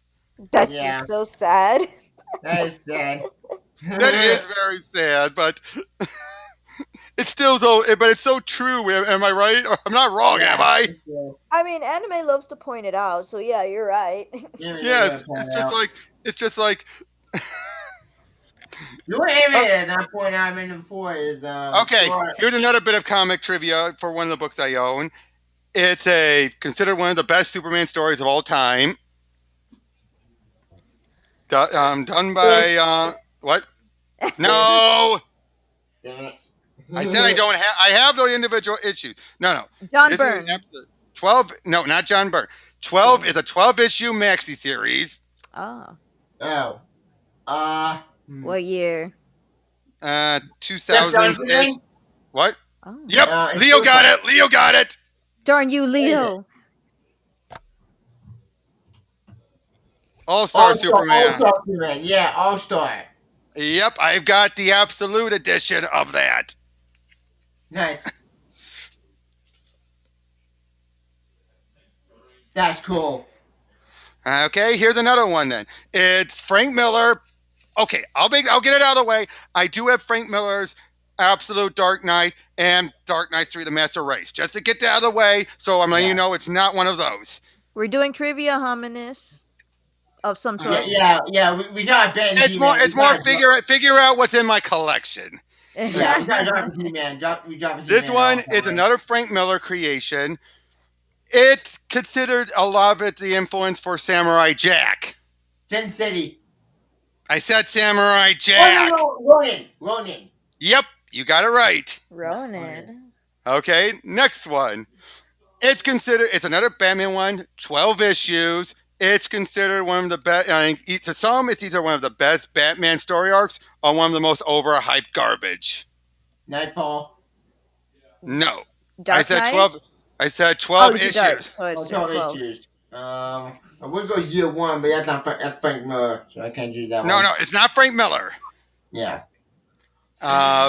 Really great artwork. Some people say the best thing about it is Hush. Yep. I'm in Hush. Okay. Follow up to that. It was the next 12. It was the next run Jim Lee did with another big DC character. Oh yeah, I think it was Superman. He did Superman Unchained. No, that was with Scott Snyder, and that was years later. Yeah. Not a big character. You were close. You were close though. You got the right character. Yeah. You did it with Brian Azzarello. Oh yeah, that's Superman book. I forget the name. It's called World or something. Anyone in the chat know? Anyone in the chat know? I knew it was a Superman book. World of Tomorrow, I think it's the name. Yep, for tomorrow. Huh. Oh yeah, that's cool. Nice. Okay, here's another one. I'm just going through my absolutes right now. Yeah. Actually, no, they're not. These ones are not absolute. I got in my hand 3 Frank Miller books, one of which is considered the worst comic he's ever done. All-Star Batman Robin. Worse than that. Oh yeah, Holy Terror. Oh yeah, that book. I tried to Call of Duty. It looks so bad. Funny you say that. Oh, you guys signed it, Frank Miller. That's cool. No. Linkara signed it. Oh, you guys signed it. That's cool. Nice. Also, now another one, 2 I have. One is considered one of his best widescreen, drawn comics. So wide page, and it was also made into a movie. I know you did Sin City. I know that made a movie. That's not it. Scott and Zack Snyder did it. Oh, Watchmen. Frank Miller did not do Watchmen. No. You said Zack Snyder did it. Zack Snyder did it, but it's a Frank Miller book. 300. Nice. And to show the other one, the follow-up. The follow-up. My bad. The follow-up. Oh, I gotta be honest. You mentioned The Spirit. I do not mind the Spirit movie. The Spirit movie bad. Yeah. Yep. Okay. Here's another one. Well, I do have Absolute Watchmen, so let's take that off the list. We're going back to guessing out what's on my shelf, Raymond. Okie dokie. Okay. This one is considered one of the first main crossover events. With a legitimate build-up, not just tossing people into it. Crisis on Infinite Earths. Yep. Okay. How about this one? This one's considered a spiritual sequel to Crisis on Infinite Earths, except it also dealt with not only the DC universe, but another universe. Alright, Wildstorm. It does Wildstorm as well. I forget the name. No, I said it's considered a spiritual sequel to Crisis. It was long in the works. Infinite Crisis. What? No. That would be an omnibus, not an absolute edition. Oh. 0 Hour Crisis in Time? Nope. I said an absolute edition. That again would be an omnibus. It's a 4-issue series. 4-issue series. It's a big crossover, not just... You're half right, Leo. You are close. You are so close. Marvel vs. DC. Which half is he close? Which half is he right about? He had. Oh yeah, that's Justice the League Avengers. versus I love that Avengers. story. Oh, okay. And I got the Awesome. rare collector's edition. You can't get this anymore. Oh, I really want that book so bad, but I want to acquire Yeah, the it Marvel includes DC.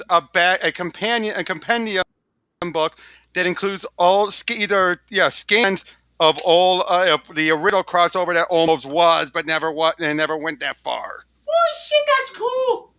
And it includes also like what they originally, like the original proposals and what they originally were going to do for issue 3, which would have been a version of their own universe. Stuff like that. What happened with the original over? Yeah, I am so proud of this book. Yeah, that is cool. Okay, I got 2 more absolute editions for you guys to figure out. This one is considered a spiritual successor to Golden Age. It had an animated movie based off of it. Okay. It's a love letter to Silver Age. Justice League Oh, Frontier. I know. You were close. Yeah, pretty much. New Frontier. New Frontier. Oh, yeah. It was something Frontier. Yep, and That scarred me as a child. I love New Frontiers. Great I book. actually really enjoyed the animated film. Oh, I did too. The anime was awesome. I love the anime movie. Okay, and it was so scary. Like I'm seeing like somebody trying to kill Wonder Woman, and then Wonder Woman's in this ball of red, and her blood. Oh no! She was in her everywhere. invisible jet that was filled with blood. New That's Frontier. what it was. I was Okay, like, what's that here's ball? my last. Guess the last omnibus I got right on my lap. It's considered one of the best DC comics of all time. It has incredible artwork. It's kind of set a lot of the standard for stuff like how to handle Wonder Woman for good or for ill, it's set in a dark future or possible future. Possible future. Kingdom Come. Yep. Oh, it is Kingdom Come. Nice. Yep.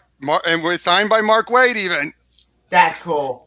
Funny thing is, I almost had a chance to have Alex Ross sign it, That's cool. but I didn't. Aww. I'm an idiot. I am an idiot. I chose instead to go to a regular comic panel instead of wait in line. Yeah. It was one of my first comic conventions, and I am kicking myself in the ass for it. We've done that many times. In our first For shame, Robert. For shame. Thank you, Raymond. Okay, here's another one. Here's another one to guess. It's a collection of a particular run of a certain character in the 2000s, but that's not important. This is a character that was created and who is considered, some might consider a knockoff of another character, but he's more unique than that. This is a guy who's a complete and utter goofball when mishandled, and can be mishandled very easily. But when properly handled, he can be one of the most powerful Justice Leaguers of all. Oh, Booster Gold. No, Plastic I Man? said he could be considered a knockoff. Knockoff. Plastic Man? Yep. Oh yeah, Plastic Man is a knockoff. I would have never have gone. man. He said goofball. That's like the most goofiest character I know in DC. Yeah. Oh, Yep. you're right. I should have gone. And it in from particular, that.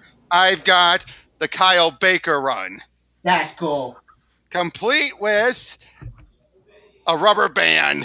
He Of actually course, have why wouldn't there be? That's cool. the rubber banded edition. Heck, in the Just Animated movie, Plastic Man was great in that movie. He was tons of fun. Oh yeah. Okay.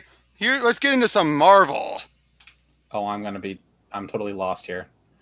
I know Marvel back of my hand. It's It's one of 2 books that Neil Gaiman had wrote.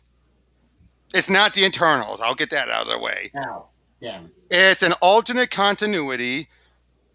It's known by the year that it's actually, the title of it is a year. 1602. Bingo. Yeah. I'm glad Tevya's here. I would never have gotten that. Me neither. Yep. Yep. That's cool. Yep. A very good title. Very good alternate year. Dominic, you're always slow on the uptake here. You're always delayed. Yep. Okay. Fun fact: 1602 may have been Spider-Verse, but 1602 Spider-Man got killed by Mullen. Thanks, Mark. Uh, Thanks. well, yeah. Yeah. Okay, no, instead of showing off and making a guess, I'll just show off these particular ones here. Okay. It's some of my favorite comic books of all time. Okay, this one's not my favorite all time, but I feel so underrated. Frank Miller's Oh, no. RoboCop. Nice. Oh, Basically, yeah, these are adaptations of his It's scripts for 2 and 3. I They thought it were was weird. water. I heard that book was weird and dark. Yep. Another one, speaking of Frank Miller, Martha Washington. this has his absolute best female character ever, and she's never sexualized, overly sexualized at all. I never Who's thought the writer? would restrain himself. Frank Miller. Frank Miller. Oh, I was gonna say that looks like a Frank Miller comic. Just from Yeah, it was Dave Gibbons on artwork, of which. Ooh. Nice. Nice.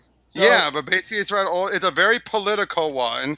In fact, this gets the point that the funny thing is, it kind of foreshadows our current state. Of course it does. Yeah, it does. Wait, it does? Oh yeah, hold on. Let me find it. Let me find the map. Because it's a map that perfectly shows what could happen if things keep going the way they do. I'm so jealous that Tevye looks so comfy right now. A nation divided. Oh shit. And one of which is the First Sex Confederacy. Former First Lady Amanda Neeson declared that, quote, everything wrong in the world has been caused by men, end quote. Emerged as a leader in the powerful Southeast women's movement unit, uniting its warring factions to overthrow the government. So in other words, it's the third wave feminism run amok. But extreme. Yeah. Yep. You have the East Coast dictatorship, which is basically Manhattan. Of course, long as the prize. You have Real America, which is like Arizona and all that, which is made up of the fast food joints. What? Wonderland, which is basically Southern California and old Hollywood.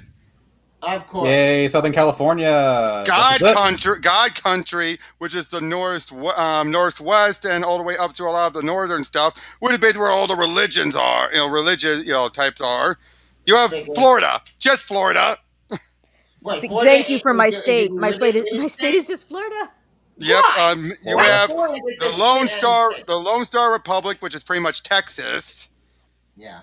The New England Federation, which is basically Maine and a lot of the New England area, and then the rest of the United States is everywhere else.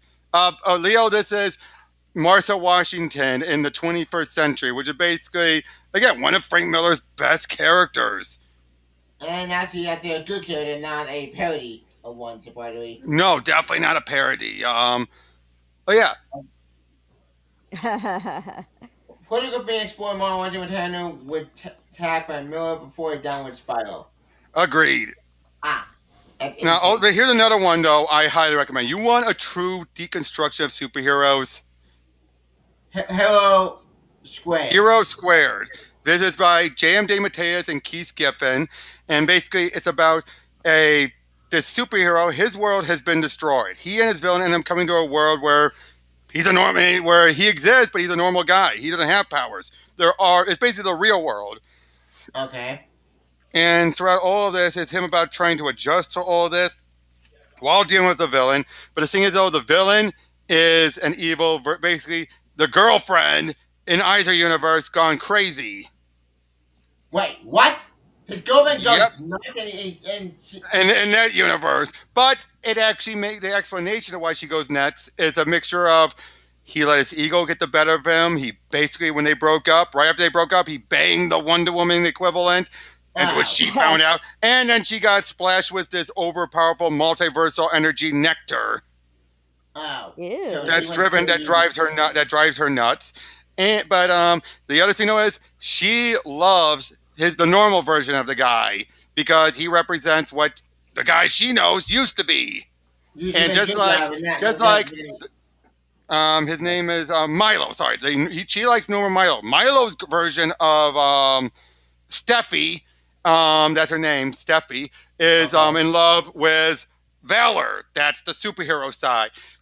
Because he represents what Milo could be at his best. But that's the extreme turn the monster with a kind of jerk.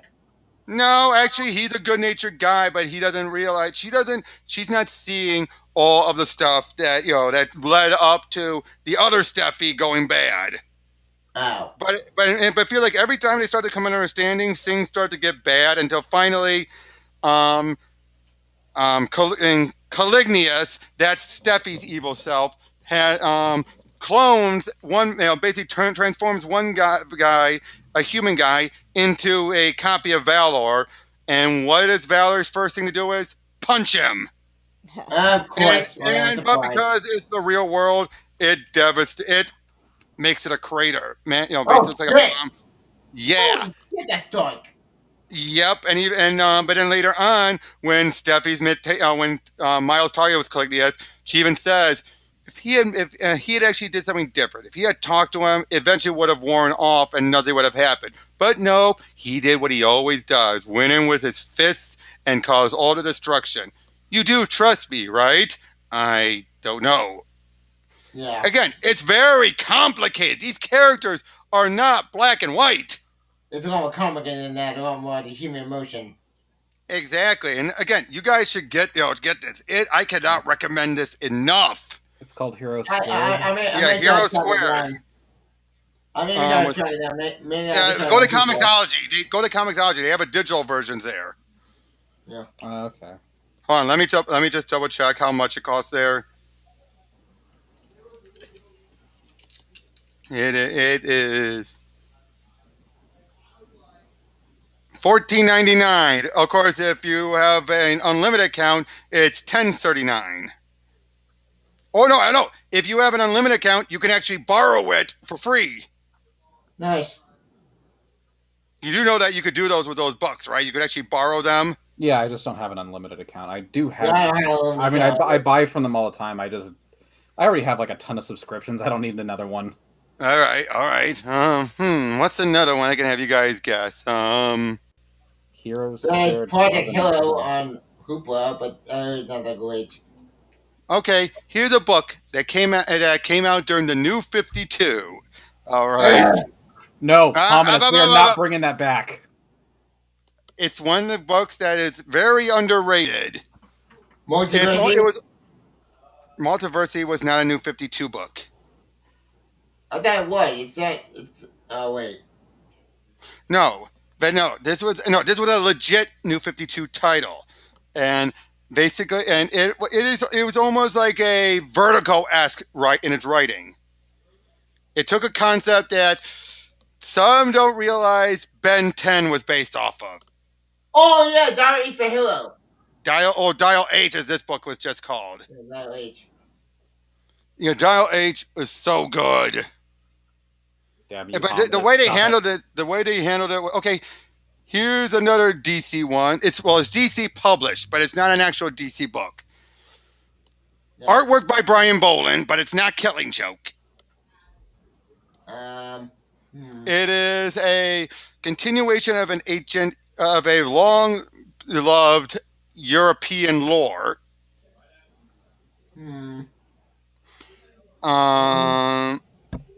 Oh, hey guys. So I'm actually gonna be stopping.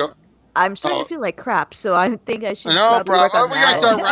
We should start wrapping up anyway. Now that I think about it. Yeah, went off track away from He-Man. I hope. Okay, it was Camelot 3000. Oh, I've heard of that one. Never heard of it. Yep, Camelot 3000. Hey, Brian Boland on 12 issues. Nice. Wait, Leo, I just want to hear from you, Leo. What did you think of Dial H? Yep. While he's typing up, let's start wrapping up. I'm sorry, guys. I just felt like since you guys I always feel like, why just pull them out when I could have you guys guess what I have? Yeah, that's a funner way of doing it.